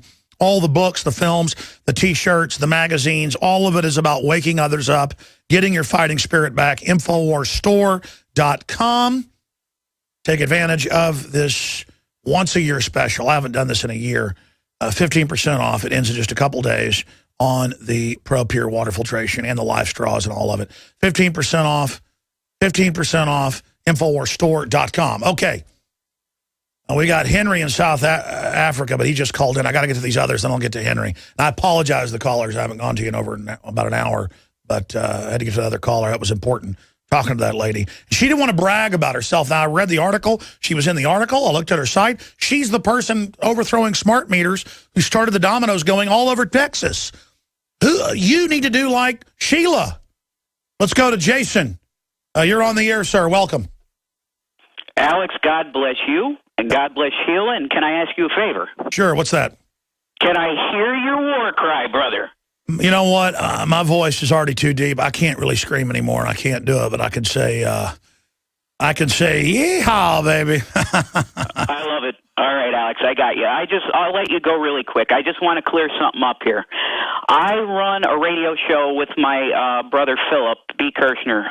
It's called Revelation News Radio. I'm the guy that you had on back in August of 2012 that got taken away by the cops for the guns and the. Oh yeah, we had a bunch of talk show hosts taken away for saying they didn't like Obama. Yeah, that's because it's a free country. Exactly, brother. I just want to clear this up because we had Kokesh's guys on recently, and Lucas, his producer, was on your show, and he was making it sound that the show that he was on, which was our show, was like representing we were coming in the name of InfoWars. We never did that, brother. So I just wanted to... here's the deal. We don't screen your calls, but like inside baseball gossip, I have no idea what you're even talking about. I don't like this armed march on Washington. I've been clear, but I also get it's their right to do it, and the globalists are bad. But I have a bad feeling, and more my feeling gets worse, and that's my issue with it. But I personally, sir, have no idea and what you're even getting at, and I'm just sick of the whole thing. So we're going to come right back. Stay with us. All right, if you just joined us, I've gotten into some of the news, but I haven't hit the top stories in detail yet. Kind of went off into the whole electronic spy grid from Xbox Connect to smart meters. I want to get into McCain going and hanging out with Al-Qaeda leadership. Rand Paul's come out and said, why are we supporting Al-Qaeda? Again, that's a big move. Even though it's public information, still nobody else will do that. That's why I like Rand Paul. Guy's a real deal, folks. I hate to even be honest with the audience about this because I don't usually support politicking, but Rand Paul and Ted Cruz are playing them, not the other way around. And they already know that. I mean, I'm not saying a secret. When the Republicans were trying to stop him in the primaries a few years ago, and the Democrats did after, they were like, we know he's really like Alex Jones and putting on a big act, like he wants to work with the system. And that's not how I do it. And like Rand's like, I support the amnesty bill. So that then when they get it and it's a total payoff and criminal, he can have credibility to kill it. Same thing with Ted Cruz. Because it's just they know what they're doing, and it's something to behold. Let's go to Julio in Illinois. Julio, you're on the air. What do you got today, buddy? Hi, Alex. Yeah, I was at the March Against Monsanto on Saturday in Chicago, and it was just astonishing to see all the people that were there. There were about several hundred people downtown Chicago, but from all political ideologies were there, and it was quite beautiful to see. And you mentioned about an hour ago how you want to focus solely on GMOs and this genetic revolution. Well, I want to focus on it more because they're poisoning us on record, and where they admit they're doing it, and all the elite won't eat it, and the elite won't have smart crap in their house because it spies on them and it's hurting them. All the big rich Hollywood people I know, all the big globalists that come out in the news that I've read about, they go to rural areas to be away from all the electronics and with landlines and nothing but pure foods for their families. They know what they're doing. It's game over. They're killing us. I'm sorry. Just every time I realize it, I get upset, Julio. If I caught a neighbor in my house putting poison, soft kill poison in my flour, or in grain, I would stomp their guts out. And it's not that I'm some tough guy, but I mean, I am, a man here. And these people are killing us, and I've had enough of their crap. I'm sorry, go ahead. No, I hear you, Alex. That's why I embarked myself as an independent journalist to cover GMOs and weather mod and this genetic modifying society that's going on. I spoke to a University of California Davis professor, Kent Bradford, who was pretty open with me and telling me that about 90% of what you purchase at the grocery store is GMOs, and was telling me how wonderful it would be, Alex, to introduce to your children and to other children throughout the world fruits and vegetables like apples that will never turn brown, never go rotten because of GMOs, and how wonderful that would be. Or I spoke to a diplomat from the United Nations who told me how wonderful it would be, Alex, to send third world nations drought-resistant seeds so we could feed third world populations. And I saw the documentary. It's excellent. But I mean, here's what's crazy. There could be genetic engineering that would actually help. They are designing it to hurt you on purpose. I've had the top scientist on who quit over this before. I spoke to a professor from my alma mater, Joel Gruber, who's a doctor, and that's what he told me. He told me he thinks there could be some benefits to genetic engineering, but the way companies like Monsanto, Cargill, and the rest are doing, they're doing this purposely to destroy crops. And one last thing, Alex, I saw the Rachel Maddow clip of her, talking about weather mod. It's so funny. But here's a few things. Number one, NBC Universal, now owned by Comcast, owns the Weather Channel. So, why would people want to look up weather modification? And then secondly, Alex, Rachel Maddow kind of did a disservice to what she was trying to do. Hopefully, even if it's just one person, watched what she said and actually looked up weather modification and actually saw government documents. She just did a disservice. And one last thing, I kind of tease this towards the end of my film, but I have uncovered... Stay there. We'll come back to you. We have the filmmaker of the documentary Genetically Modified Society who got in, Julio. He's done reporting for us in the past, and We Are Change up in Chicago. I've seen it. We should air that on the nightly news. It's been introduced in the $100,000 film contest. We've got like 500 entries. I've watched, let's not exaggerate, 150 of them or so. On top of going to Bilderberg, on top of running the news operation, trying to make Obama deception too. I'm not complaining. That's why I get busy. Almost to the point of being crazy. There's so much like whack-a-mole. These moles are coming up. I've got to watch all the other ones. And I've got to judge it. First place, $100,000. Second place, $10,000. Third place, $5,000. But everybody that enters it gets a chance to work with us on film projects in the future. Here's my greatest frustration. I have a stack of sponsors that will pay us. They're already sponsors on radio and TV for live plugs on the radio. You hear me even skipping the network ads, which cost the network money. But because I'm the #1 show on Genesis that has over 1,400 affiliates, over 1,400 affiliates now on GCN. It's like the third largest, maybe the second largest radio network in the U.S. They don't put on airs. It's a modest operation, but they really are almost as successful as Talk Radio Network, maybe as successful. And then above that, of course, Clear Channel. But it's a small company.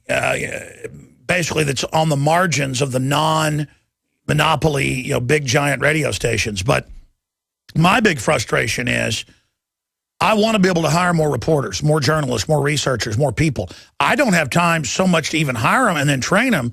And then who assigns the stories? I mean, it's just there's so much, but I'm trying. And I'll tell you, if we had the money, we have to have a modest backup so we could run 3-4 months if all the money got turned off. But other than that, and I could sell a little bit of real estate I have if things ever got really bad, but we are running on a shoestring. People hear me say we cost $7 million to run InfoWars every year.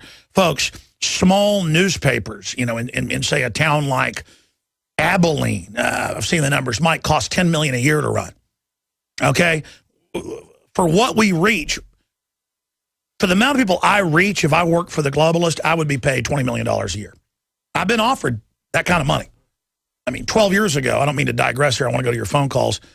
I was told you'll have a TV show, you'll have a book deal, this is all lined up, you do what we say, and up front, here's millions of dollars. And it wasn't hard for me to not sell out because I live to talk about this real information. And we've been somewhat successful on our own, but I sit here running around, spending my time trying to get money in here to fund things.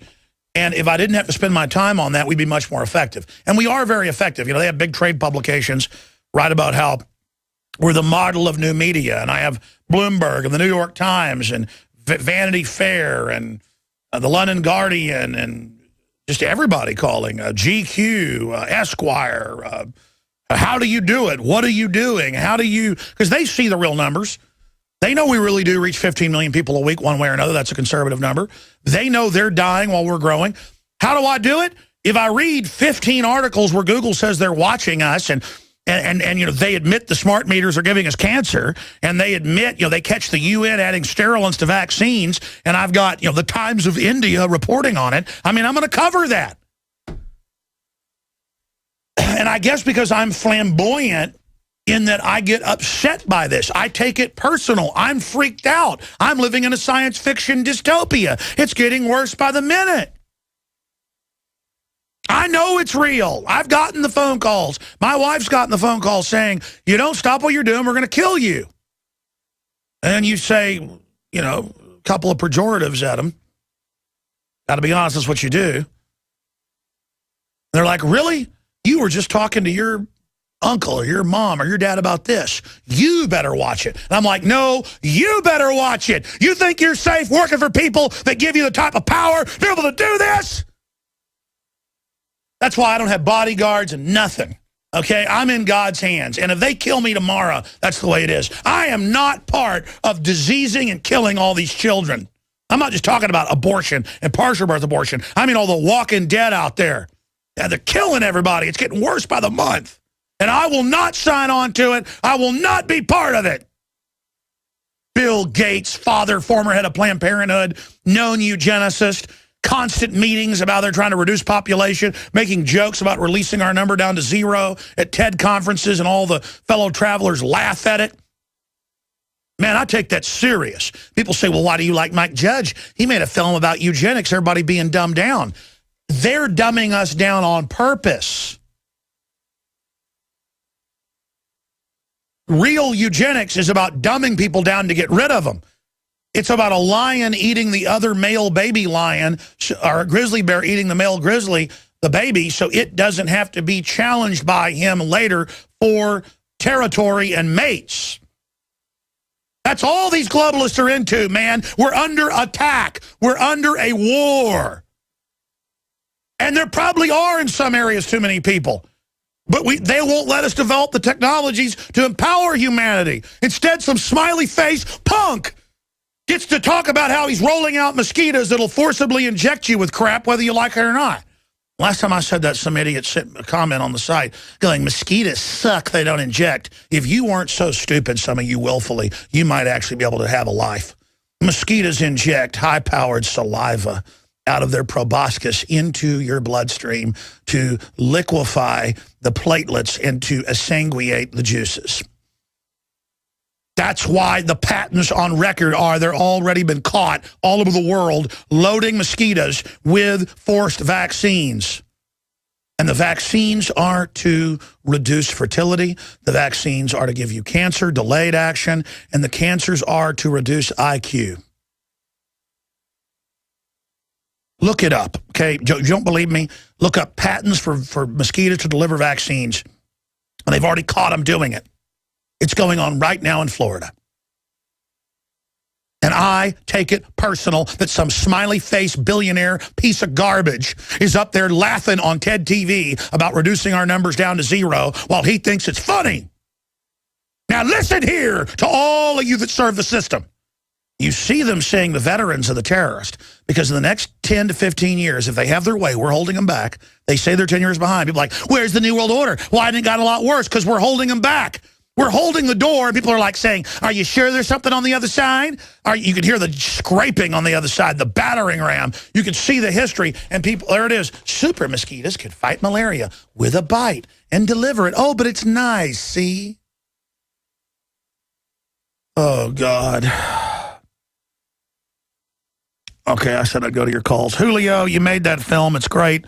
What was your last point? Because I got to get to everybody else or I'll get to nobody.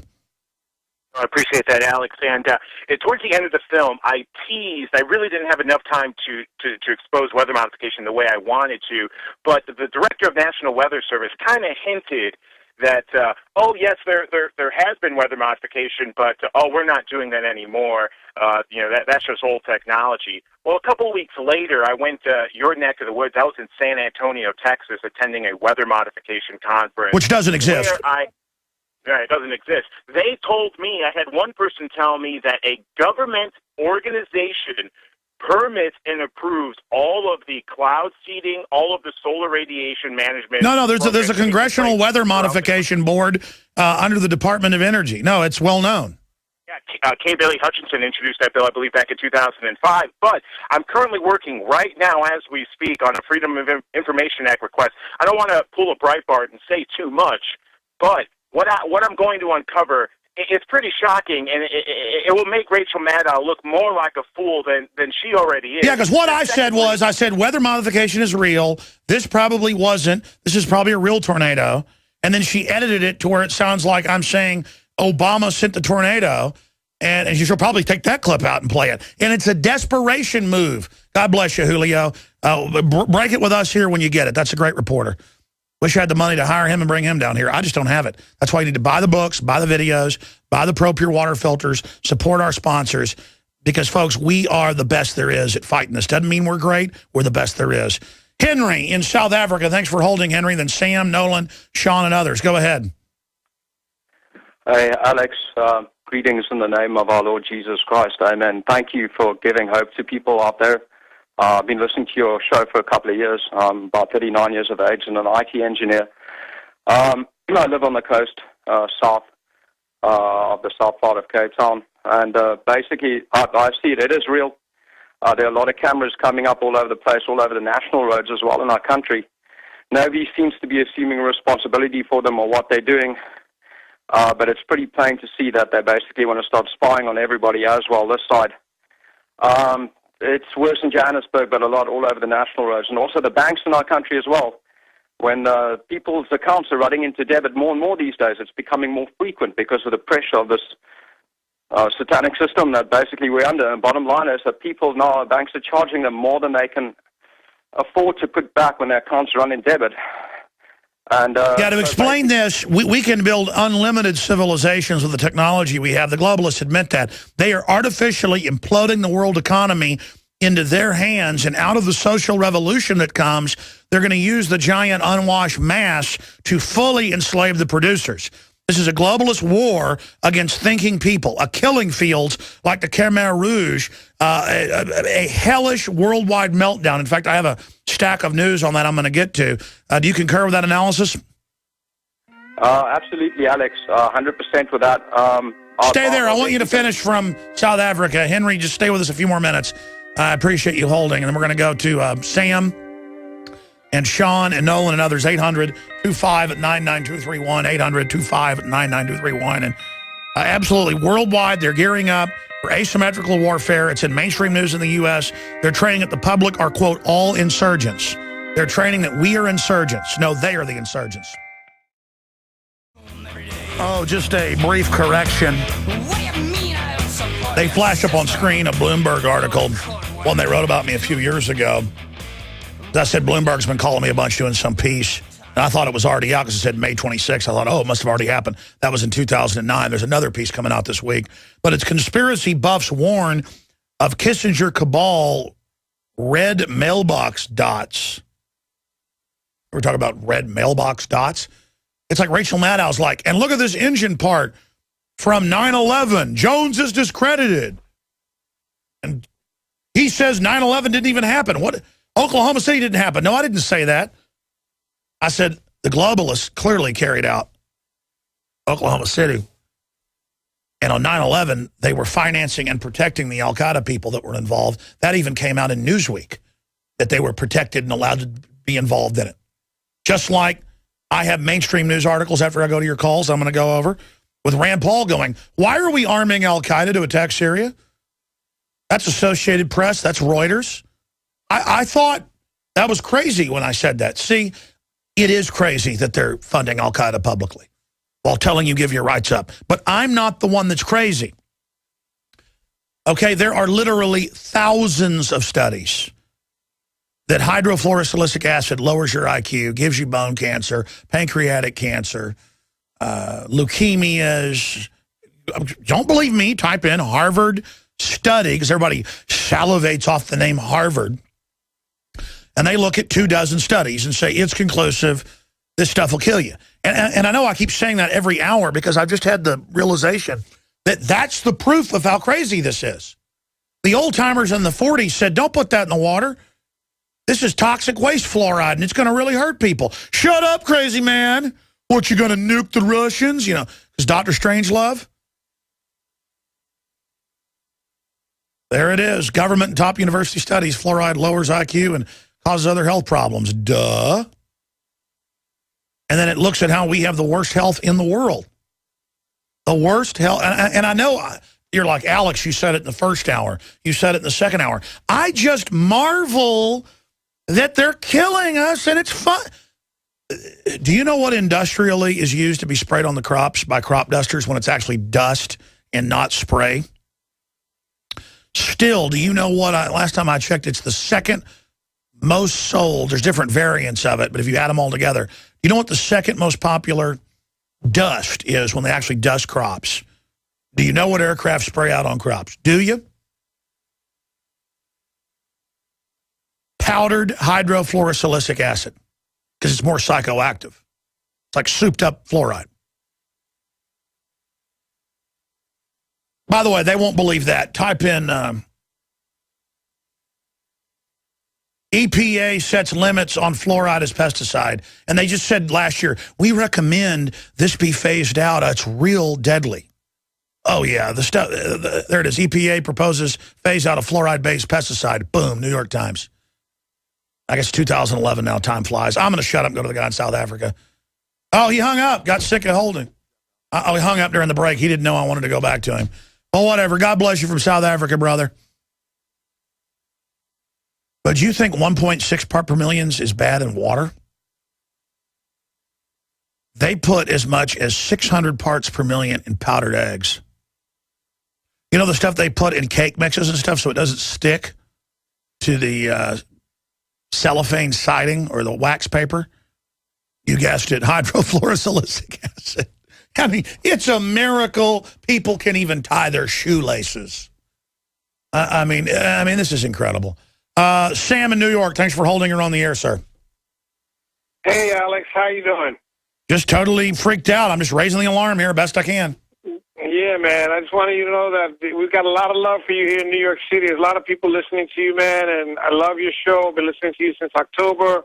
You woke me up in a lot of ways you can imagine. I've been an info warrior since way back, but never knew you existed until one of my cousins, Felix, turned me on to you on Facebook, and he actually shared his membership with me. So, I listen to your show every day, and I try to tell people, wake up people here, and I love when you're sarcastic and you make the jokes about racial shadow, and I love when you do those jokes. Don't ever lose that, man, because you crack me up. You have me laughing a lot. So, and it can't be all serious, but, you know, I try to wake people up here and tell people about you and tell people about what's going on. And there's so many people in denial. I went to the Monsanto March the other day, was talking to one of my friends, a musician buddy of mine, and, you know, he was, you know, one of the guys that kind of woke me up. Now he's telling me, why am I listening to you? He says, you know, I don't understand. You didn't believe me years ago when I kept telling you about Obama. Why are you listening to Alex Jones? Why did you go from one extreme to the other? I said, listen, I listen to Alex Jones because everything he says is true. I Google what you say, I research what you say, and everything you say is true. So I don't understand. I said to him, you know... I'm going to answer that question on the other side. God bless you. Okay, we're going to go to Karen Hudes, a huge whistleblower. Well, this news has just been breaking the last few days with John B. Wells covering it on Coast to Coast AM. When I first saw this about a week ago, I said, there's no way this is, you know, this big a whistleblower. Then I went and looked it all up. She's in Forbes, you name it, and well, I hope they don't go arrest her. In fact, she's headed to court reportedly in the next few days. We're going to talk to her in just a moment. And then I'm going to go back to your calls in overdrive. But let me just right now mention a few of these headlines here. John McCain met with known Al-Qaeda rebels. He wants more weapons given to him. And here's Rand Paul. Senate is arming Al-Qaeda and rushing to war in Syria. You can read the transcript there on the New American Magazine. And here's another one out of Foreign Policy, put out by the Washington Post. My colleagues just voted to arm the allies of Al-Qaeda. That's a quote by Rand Paul. And people are like, really? Also, I pointed this out before, but now it's been picked up in a bunch of publications. Op-ed says raid on Gibson guitars, another case of Obama targeting conservatives. And again, they're targeting anybody who is a nationalist or anybody that's a populist or anybody who's a libertarian. They don't target mainline Republicans. They target people that are actually patriots. Because what Republicans say, a lot of it's true. They just betray and don't do it. Okay? And again, they also have been in the past targeted mainline, conservatives that started to wake up. But they've also targeted alternative media liberals that are anti-war and stuff. And this is what persecution is. When the government comes after you for your political views, that's Nazi Germany. That's how Nazi Germany started in 33, 34, 35, 36, 37. It wasn't until 38, 39 they started arresting everybody. And now they're training with Homeland Security to go after the American people. That's a big deal. And I haven't gotten to this yet. Maybe I'll cover it on the Nightly News tonight with David Knight because it's such a big deal. But because it's the same global model. Scotland, every child to have a state guardian from birth. They're like, well, it's just to make sure the parents aren't bad. Who watches the government? This is designed to break up the family. This is the globalist plan. That's the issue, is that when the government has you in their custody, they put right at 68% of foster children, U.S. nationwide number. Pull it up. Right at 2/3 of foster children are on an average of 7 psychotropic drugs because they get more money. I've had the foster parents on where they're told, oh, the 3-year-old yelled, we're going to put them on antipsychotics because then it's a special needs child, you get more money.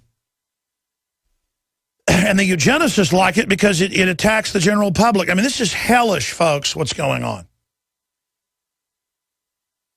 And then if they don't get in trouble for all these scandals, we're just being conditioned to accept it. Scandal fatigue, Fast and Furious, IRS Gate, Spygate, all of it. Benghazi Gate. And the Republican leadership doesn't want to go after them on this because they're all connected as well. Well, we need to go after them, all of them. By the way, this is huge. We appreciate her joining us. She has a lot of courage. Karen Hudes. And again, I'm going to read the bio from coasttocoastam.com because it's the best one out there. Former World Bank attorney and whistleblower Karen Hudes talked about how she uncovered corruption in the World Bank. According to Hudes, forces within the international institution have placed the entire world at risk of currency wars. It's already going on. And a permanent... and it goes on in gold and cooking the books and lying about it. If the financial malfeasance continues unabated, employment and unemployment will skyrocket, international trade falters, and economies around the world will melt down. And then it goes on to break down that what will happen will make 1930s look like a game of tiddlywinks. According to Hudes, ordinary citizens have been kept in the dark about this dire situation by an elite group that owns 40% of the net worth of all publicly traded transnational corporations. Through a series of interconnected directorships, they essentially own everything, including the media, she said. Wow. And we'll go into overdrive with her if she can do it and then go to your calls because she was telling my producer, well, I wanted to say it in her own words, that she may be facing whistleblower reprisals. Because, I mean, these people get $85 billion in U.S. taxpayer money a month alone in QE3 given to them. And then the debt they're creating, we're signed on to.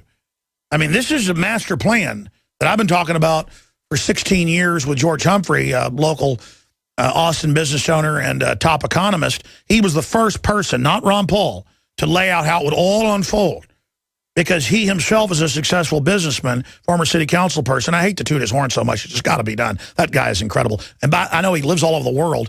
Where is Humphrey? I've been wanting him for 6 months. Let's go to our guest, Karen Hudes. Karen, thank you for coming on with us. Tell us about yourself, what you're facing for going public with this, and the bombshell information that you witnessed and what's going on. Well, thanks for having me. I'm really glad to get the chance to tell people firsthand what it's been like to be a whistleblower inside the World Bank. I've been inside the World Bank for 20 years, and I've been working together with other World Bank whistleblowers, and we've all been, you know, when you see the elephant and somebody sees the trunk and somebody sees the foot. Well, we've got a whole group, a whole network of whistleblowers, and we've been helping each other figure out exactly what's what and who's doing what to who. And by the way, I didn't toot your horn properly so folks know who you are. You're a Yale-trained lawyer, and you also went to the School of Economics at the University of Amsterdam before you worked at the U.S. Import-Export Bank. I won't go over your whole bio, but you've written World Bank legal documents, legal policy, you name it. So you're one of the biggest whistleblowers in a long time. Please go ahead. Well, what we found out was that there was a lot of corruption going on. And the thing about corruption is it's kind of like a snowball. It just keeps getting bigger and bigger. And I reported this corruption to the Senate Committee on Foreign Relations when Joe Biden was the chair and when Hillary Clinton and Barack Obama were in the Senate on that committee. So you tried to do this through channels for a long time. That's the way you do it, because that way either they have a chance to solve the problem or you're ready to move on up the ladder. And I've been, I started out in the basement of the World Bank, and when I first saw the problem, it was in the Philippines, where the president of the Philippines was corrupt. And there was the second largest bank in the Philippines, and the World Bank had a project there because there had been the East Asia financial crisis. This was at the end of the 1990s. And what happened was the man who owned Philippine Airlines had borrowed money from this bank and was in default on his loan. And what he did was he bought the employee shares in Philippine National Bank, and then the loan couldn't be dispersed. So I said to the man who was in charge of the program in the Philippines, tell the government they're not going to get the money. And instead they had me reassigned. So what happened was the loan wasn't dispersed for $200 million. And then the people who were depositors in that bank took their money out. So the government had to bail out the bank for $493 million. And there was another loan from Japan for $200 million. So in layman's terms, it's all designed to fail. Well, that's $900 million worth of bad loan. It wasn't designed to fail. It failed because the president of the Philippines was corrupt.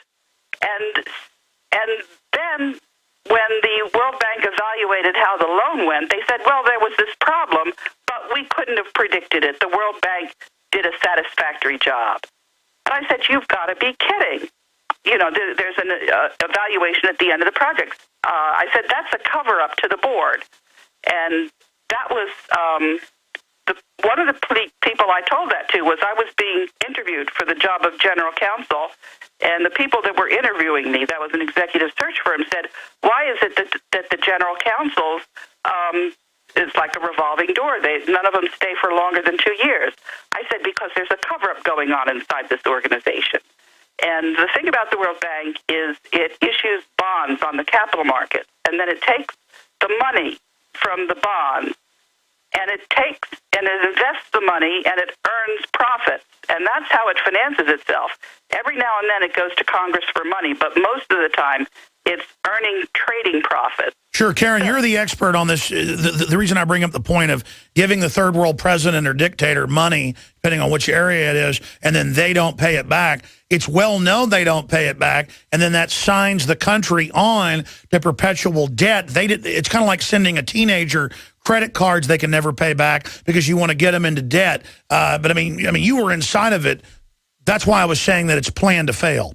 Well, look, sometimes you have a good project. Sometimes you have a country where it's not a teapot dictator, and then it's not such a bad thing. You can, if you're going to put your money in a good investment and it's going to earn a lot, you can pay that loan back. So it's, you can't paint it all with a bad brush. You can't say anybody that goes to a place like that, it knows that it's there to, snooker the countries. And so anybody that... Sure, my point is that the IMF and World Bank are more and more known as being predatory, and Joseph Stiglitz has talked about that. I mean, you probably knew him; he was the chief economist there at the World Bank. But okay, so like getting to I guess what I'm trying to say is that there are good people in that place, sure. That there are good projects, and some of the good people stood up for what was right and became whistleblowers. Sure, and we've been working together to turn this thing around. Because underlying it all, it doesn't have to be a predatory bank. And I think that it can get us from here to there. There meaning a straightforward, transparent international financial system where countries can actually turn their situation around. That's look, I get. I get that having transparency and nationalizing things or whatever. Obviously, these institutions probably could be turned into something good. Obviously, there's good people inside, evidenced by you. But for lay folks out there, explain the precipice you say we're on and why you've gone public. Okay, I can tell you right now, we were on a precipice, and I'm pretty sure that we're turning the Titanic around. Somebody told me that's a bad metaphor because the Titanic hits the iceberg, but I happen to think we've just narrowly missed the iceberg, and I think we are turning it around. And the reason I think that is because I've testified in the UK Parliament twice. They put my testimony up on their website. I testified in the European Parliament. And the thing about the World Bank is it's also a knowledge bank. Some people that have really good technical advice go to the World Bank, and then their advice gets built into the projects. And one of these really good pieces of software is something they call a stakeholder analysis, which if you get a country expert who knows, exactly what's going on in the country. And when I say exactly what's going on in the country, I mean on a given problem, they know who's involved in the problem, either making it worse or making it better, where they stand, how powerful they are. And if you take that information and you put it in a computer game simulation, you can get a really good idea of where the coalitions are for improving. Sure, but the hedge funds are using these war games to bring down countries to consolidate them. I mean, undoubtedly, there's those hyenas involved.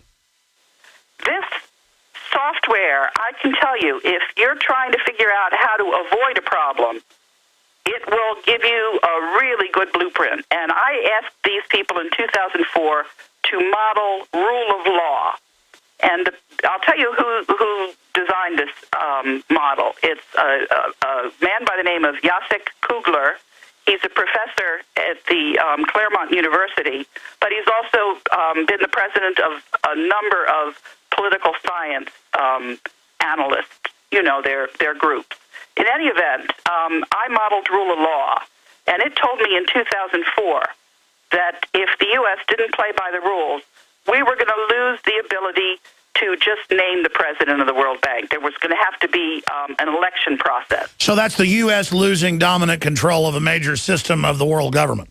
That's right, and that's what happened in 2010. But I went to the Treasury Department in 2006, and I said, this model is accurate, and we better straighten ourselves out. And we didn't straighten ourselves out. And then I told you I went to the Senate Committee on Foreign Relations, and Senator Lugar was there. He wrote 3 letters to the World Bank saying, don't fire this lady. And they did anyway.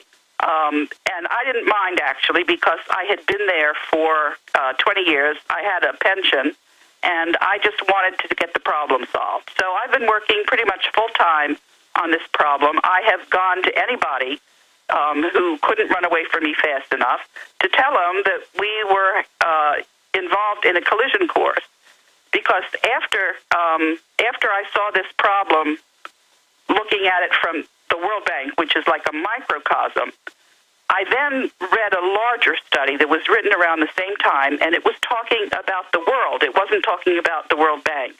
And this said that if we didn't start playing by the rules, there was going to be a currency war, and China was going to come up way fast. If we started playing by the rules, we would be able to solidify our relationship with our allies. And well, that's the same thing I'm getting from all my Pentagon sources, is that even if they're corrupt, they realize that it's going to wreck the power if they continue to print all this money, cheat everybody, do all these things.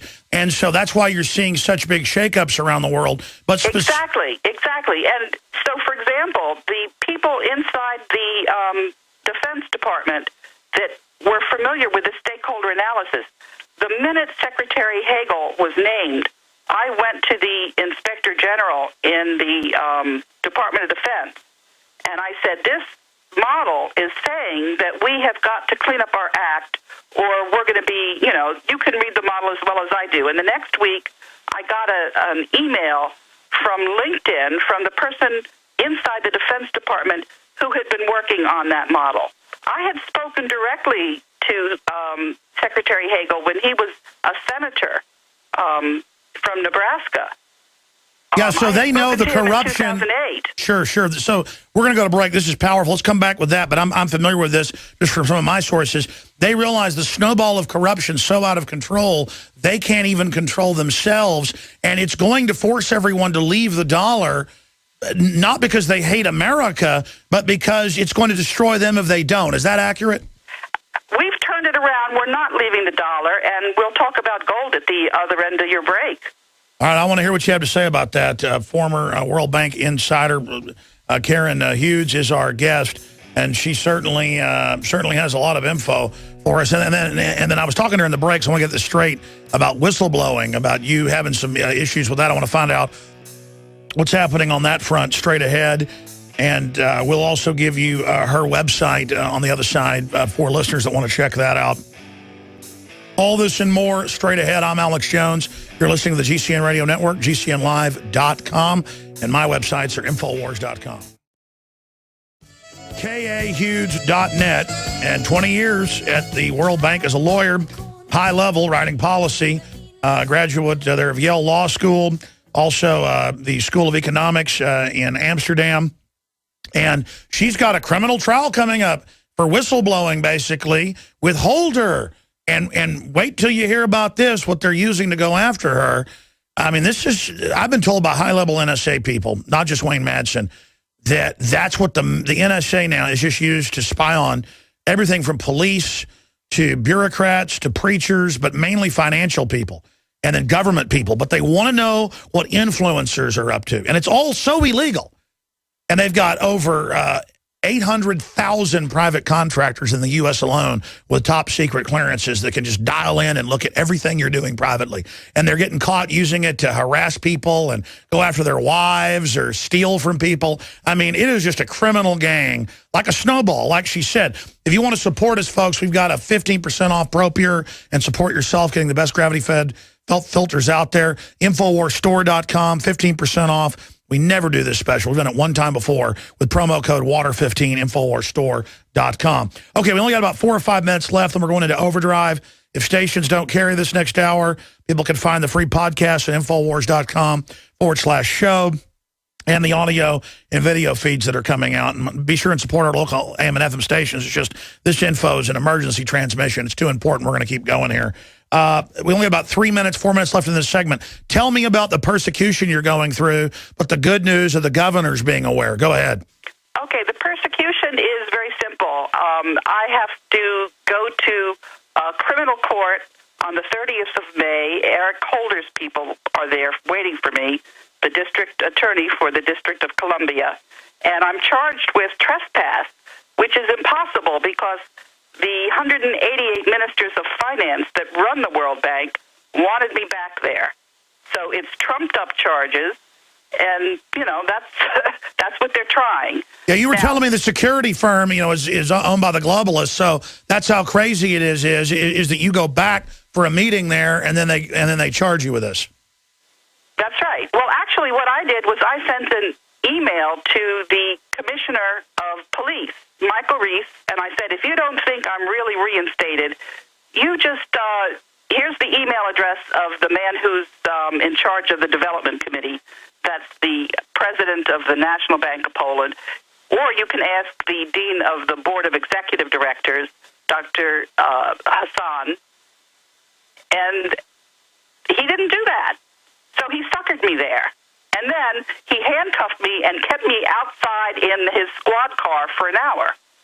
All right? So that's the first part. Now, let me just skip ahead to something that everybody ought to know and doesn't know. And that is that Germany asked for their gold back. First they asked, you know, the Federal Reserve has their gold, 300 tons of it, and Germany asked to see it. The Federal Reserve wouldn't let them in, and the Treasury Department sent them a paper audit with 4 pages worth of, gobbledygook saying, we think it's there. And so Germany said, okay, we want our gold back. And the Federal Reserve said, Germany, take a hike. You can have it maybe in 7 years. Now, that's an act of war. That's not very good at all. And that shows how, and now they're grabbing people's private bank accounts, and now they're MF Global. All of this, it shows how precarious everything is. Well, it's not so precarious because I have been telling the attorneys general now for 2 years, and what I did was I bought a World Bank bond. I'm a lawyer. That means the World Bank is not immune, and I sued the World Bank for securities fraud, and I sued the auditors of the World Bank, KPMG, because they were cooking the books. And what happened in court... Hold on, stay there. We're back in 60 seconds. Straight ahead with former World Bank employee and whistleblower. You can read Karen Hudes' profile at Forbes.com. Via Yale Law School and economics at the University of Amsterdam, she worked for the U.S. Export-Import Bank from 1980 to 85, and then the legal department of the World Bank from 86 to 2007. And since then, she's been behind the scenes whistleblowing through channels, and she established the Non-Governmental Organization Committee of the International Law Section of the American Bar Association and the Committee on Multilateralism and Accountability of the Organization of International Organizations, the American branch of the International Law Association. This is like a 5-minute segment, long segment coming up, and I'll reintroduce you for people that just joined us. You were getting into Germany, and I remember 2 years ago my sources saying other countries want their gold. Germany was listed. That was Bob Chapman told me that. He's now died about a year ago. I think a year ago this month. I guess he died in June, early June. But it'll be a year. Wow. But he was saying that from his sources. But I guess you knew about this beforehand. Now that has been in the news. Please continue with what's going on in the world. What's going on in the world is actually good news. I mean, it sounds like we're building up to a huge confrontation, but the fact of the matter is when things get to, to the last corner, people start acting reasonable who haven't been reasonable before. And the governors understand where we're headed, that we have a choice. That's either rule of law or a currency war. And guess what won?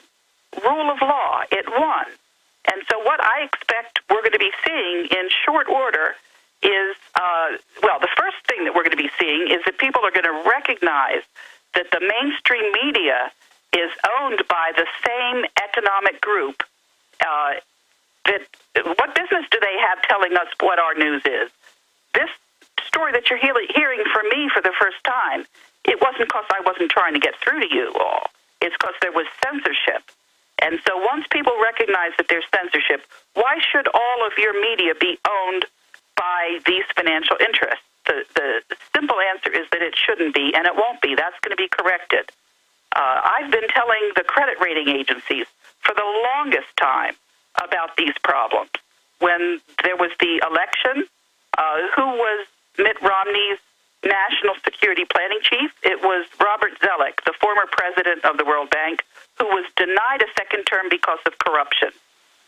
And so when there was the presidential debate, I asked CBS to cover that question. I said, why don't you ask the candidates what they're doing about international corruption?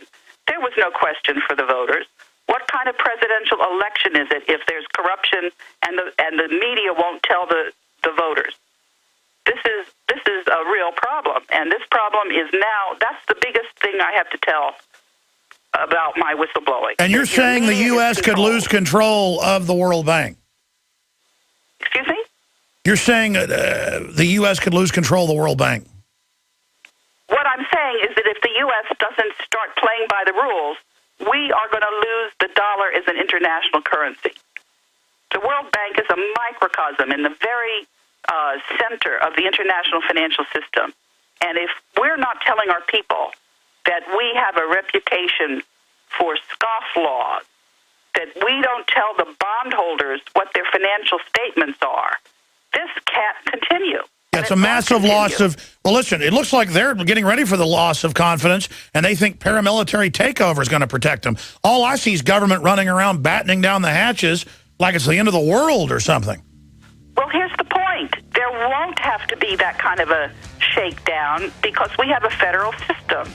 The people who invented our country knew what they were doing. Oh, I know. Absolutely. They sure did. Ma'am, stay there. I want to hear about this. Talk to me like I'm 5 years old, though. Start from the beginning. Lay it all out. Get into what's happening with gold. Wow, I'm glad we got you on the show.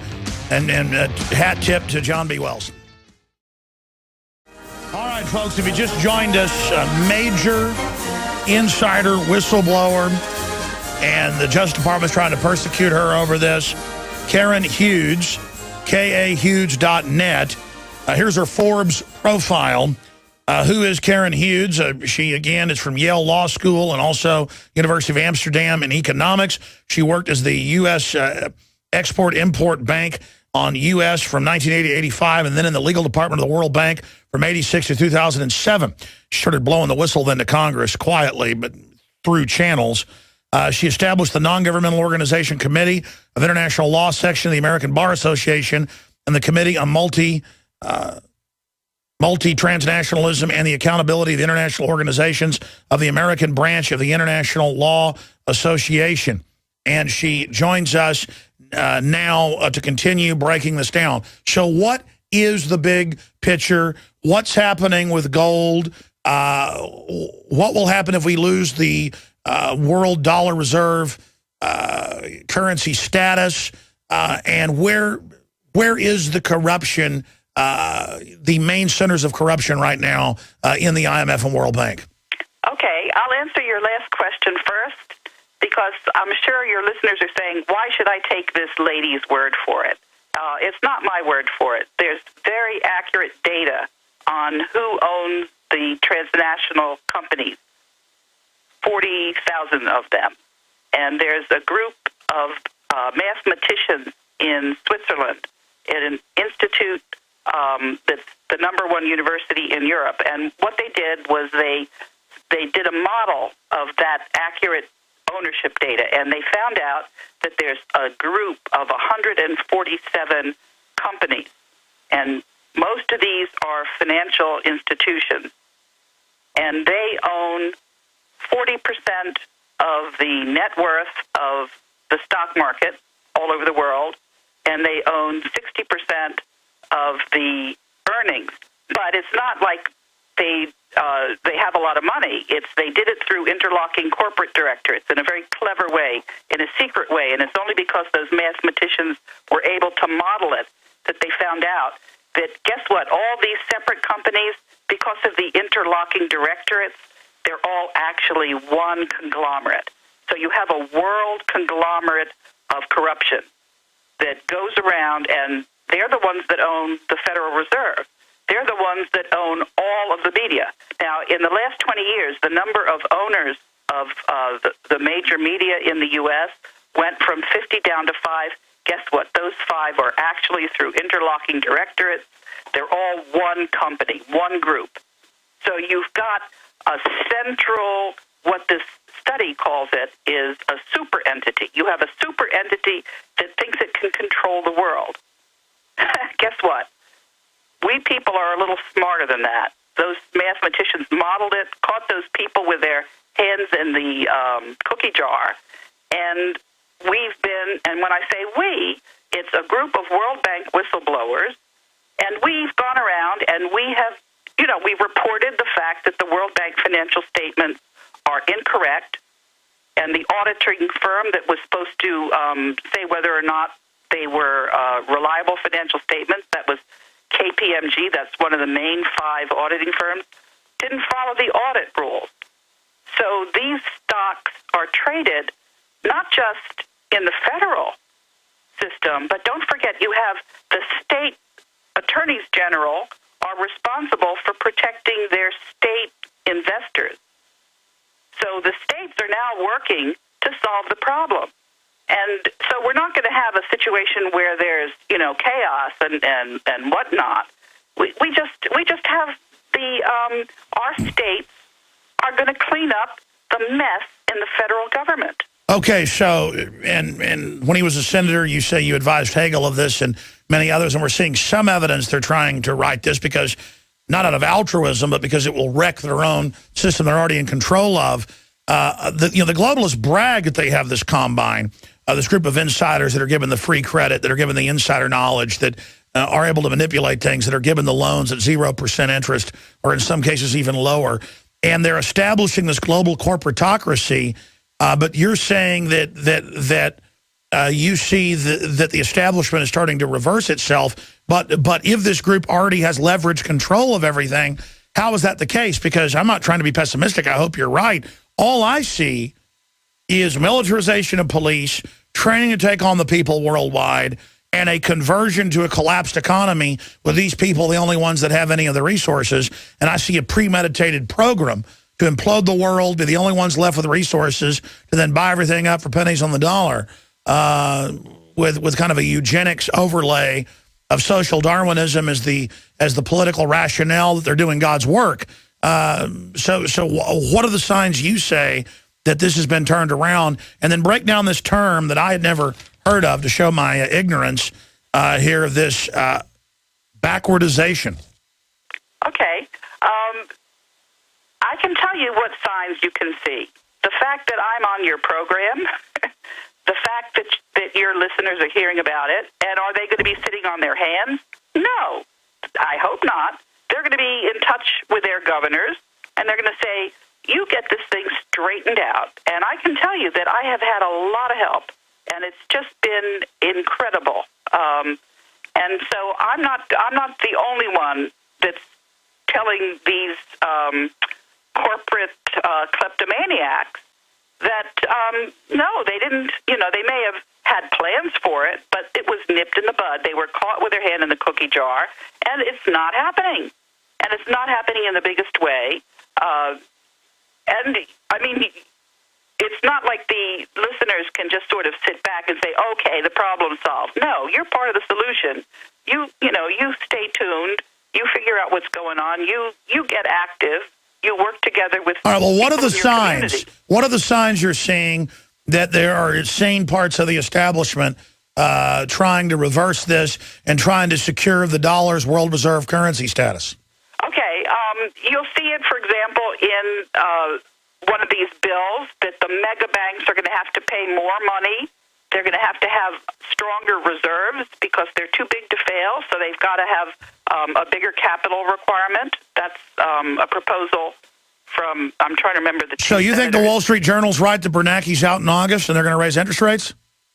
I don't know about when Bernanke's out, but I can tell you that I've been writing to the Federal Reserve because Bernanke is on something called the National Advisory Council on international monetary and financial policies. Yes. That's a big, long name. But basically what that is that the Secretary of the Treasury heads that. That's coordination with other governments.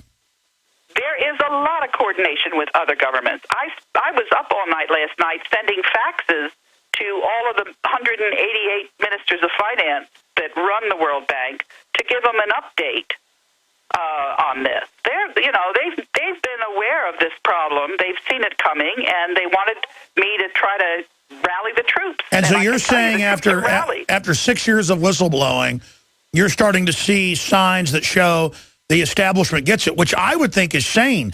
I don't get destroying the world system to get power when these people are already in power. I mean, it's just pure nastiness, pure craziness, a bunch of hedge fund hyena guys leveraging trillions worth tens of billions apiece, like Jamie Dimon and all of them, trying to show off to one another, you know, that they've got 50 jet copters and you've only got 30. Meanwhile, there's no civilization. I mean, is that what you're saying, is that you're seeing signs that sanity is entering the building?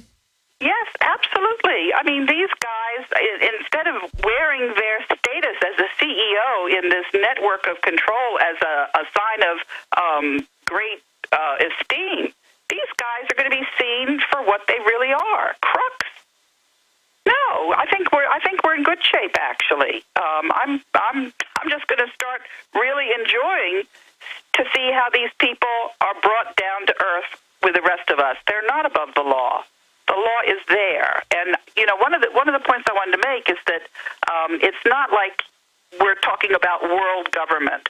We're talking about just the opposite. The one thing that we're going to have is we're going to have world rationality. We're going to have law applying to these crooks that thought they were going to get away with it. Well, ma'am, I'm no economist and Harvard lawyer like you, but I do try to study this, and I talk to a lot of the world's experts, and I really find what you say to be pretty accurate from some of the things I'm saying. What I think is going on here is there's a battle over the future, and are we going to let these crazy, arrogant, private central bankers and hedge fund people really melt down our whole future just so they can, you know, run everything when they already run everything? But what's going on with gold then? Or, I mean, are we going to see prosecution of these people? Or will we just see them basically, you know, sent to abstention or you know, like Napoleon or something? Well, the first thing we're going to see is, and the reason why we're all coming together on this now is because we were going to run out of time. The thing about gold backwardization is that people who have gold will not sell it for paper money because the paper money doesn't seem to be trustworthy. And the first reason why the dollar wouldn't be seen to be trustworthy is because we've got these fake accountant audits that aren't following the accounting rules.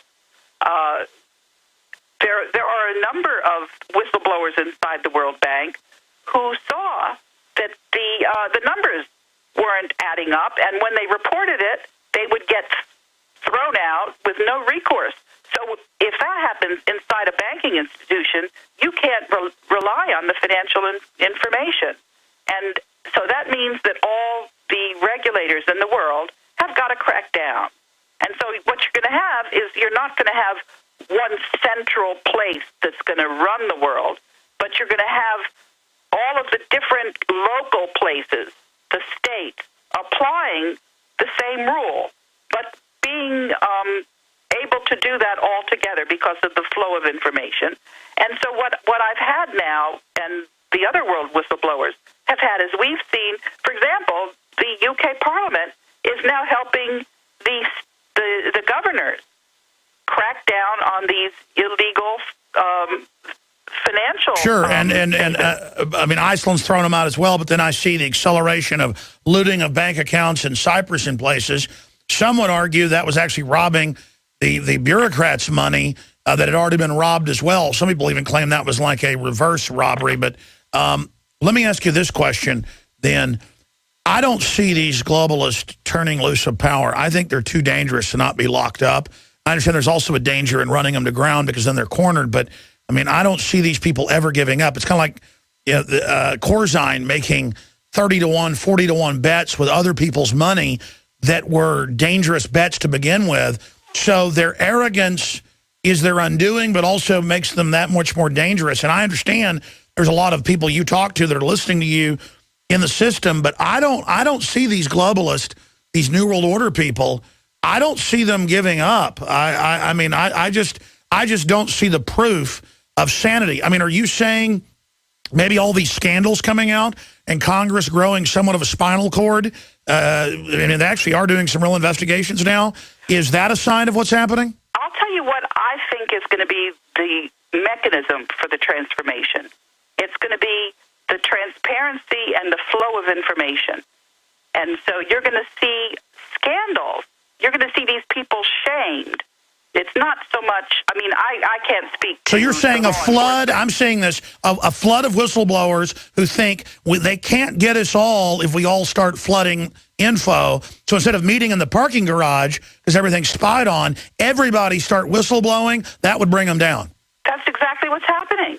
That's exactly the mechanism. And in terms of how this is going to work with the fiat currency, which is the paper money, versus money which is backed by precious metals, or I've also, recently been talking to a number of people who think that there's also going to be commodities that are worth, market, like oil or coal or other commodities will also back currency, so that it's not just going to be precious metals.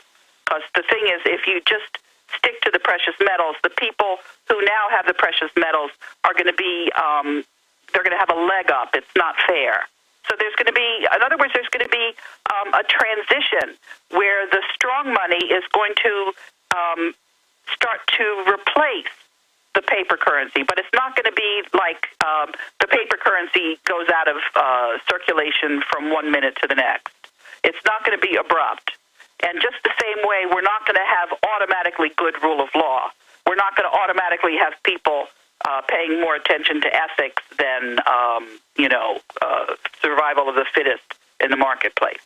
We're gonna all pull ourselves up by our bootstraps. Well, I agree with you. Everything's in a process. Either we shift back towards rule of law, transparency, stability, freedom, or we keep going down this path. But they're going to have to bring in total tyranny under their plan, because everyone, not just mathematicians, is going to know the bureaucrats are exempt, the bankers are exempt, the head of GE is exempt, Google's exempt from taxes. We're seeing whistleblowers out of Google, high level, as you pointed out, going public. So I am seeing, as people realize, we're all screwed if we don't beat these people. It's us or them.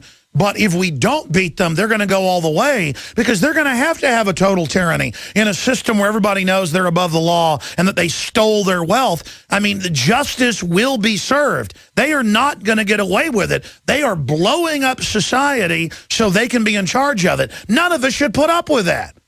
And we're not. It's not happening. And I think they already know that. I mean, this stakeholder analysis that I was talking about, I mean, it's really, it's pretty clear that either there's going to be rule of law, or there's going to be a system where we have to go back to the Middle Ages, because there won't be any way to finance trade. Wow, you really know what you're talking about, and that's what they want. The Bilderberg group for 50 years says they're going to do this, and then we're going to go back to feudalism, and they're going to be like in Elysium bases, but on the ground and on ships. That's crazy. That's not happening. It's not happening. Wow, I'm really impressed with you. And I just, it's so good to know there's all these whistleblowers, and thank God that John B. Wells got you on, because that's a big show with about 6 million listeners a night. And I hope our listeners get your info. We've only got a minute or two left. I want to get you back on. I know you're facing all this whistleblower persecution, but you've got a lot of great info on your website for people to visit. Anything else you'd like to impart to the listeners? No, just hang in there. Be part of the process to get ourselves back in shape. And again, I just want to emphasize that we've got a federal government, and our states are alive and well, thank you. Well, I mean, if the federal government wasn't training to fight veterans all day, I would think that's true. But you're saying, federal government people, what I've seen... I don't mean the federal government is good. I mean, we have a federal system and the states are good. Well, listen, I agree with that, but expanding on that, I think the system's overshot when they go and say, prepare to wage war with the American people, and the biggest enemy are people that want to, you know, abolish the Federal Reserve. I think it's really woken the military and police up that they actually are training them for war with us. I think they've gone too far. I don't think there's going to be anything close to a war with us because, as I said, once more, we have our local government. We have our state government. Those governments are ours, and they're not going anywhere. We're fine. We're in good shape. I hope you're right. I hope you're right. But, I mean, certainly you see, you know, being at the World Bank and the IMF also had the plan when they imploded economies, so they went south, you know, the IMF riot model. They are gearing up. The oligarchs think, the kleptocratic oligarchs, the kleptogarchs, I just invented a new word, the kleptogarchs think they're really going to make it. Or more and more I do see them running scared in their actions. Are you saying they figured out they're going to lose? They lost already. The only question is if they try to make it a painful transition, they're going to be in worse shape than they're in already. They hold their own future in their own hands, and they can be reasonable and just go with the flow and be subject to the law like the rest of us and enjoy it. It's really going to be a better world. I hope you're right. But I tell you, we were sitting on a time bomb if this isn't turned around quick. It's already turned around is what I'm trying to tell you. Well, I hope you're right. I think I'm right. When did it start turning around? That's a good question. I'm just now starting to get caught up with some of, I'll just name a couple of names, all right? There's this really neat national security whistleblower named Mark Nowitzki, and he educated me on a lot of the, the internal spying, what was going on.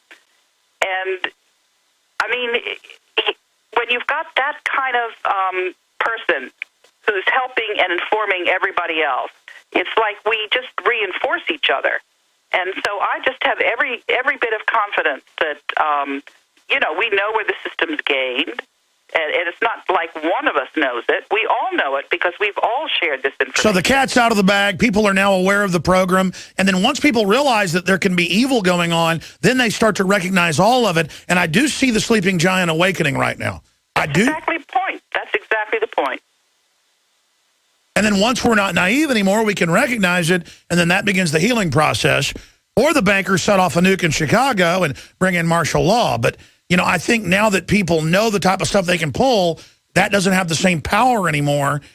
Our only big problem is they've got all the churches working for the government saying it's the end of the world, so all the Christians stand down. So it's a serious fight. I want to say bye to you during this break. I want to invite you back on later in the week after your court date for your evil thought crimes. And I'm sorry to the callers. I was going to get to you, but I had to go into overdrive because this information was so bombshell. We're going to post this interview up on the YouTube channel and everywhere by tonight. Everybody's got to get this interview out to everyone they know. And her website, ladies and gentlemen, if you want to visit it, is kahudes.net. We'll link it up on Infowars.com as well. Nightly News Tonight will undoubtedly be covering this as well, 7 o'clock Central. And if you haven't shared your membership with others, please share it today. 11 people can log in simultaneously at prisonplanet.tv. But we are in the middle of a war right now.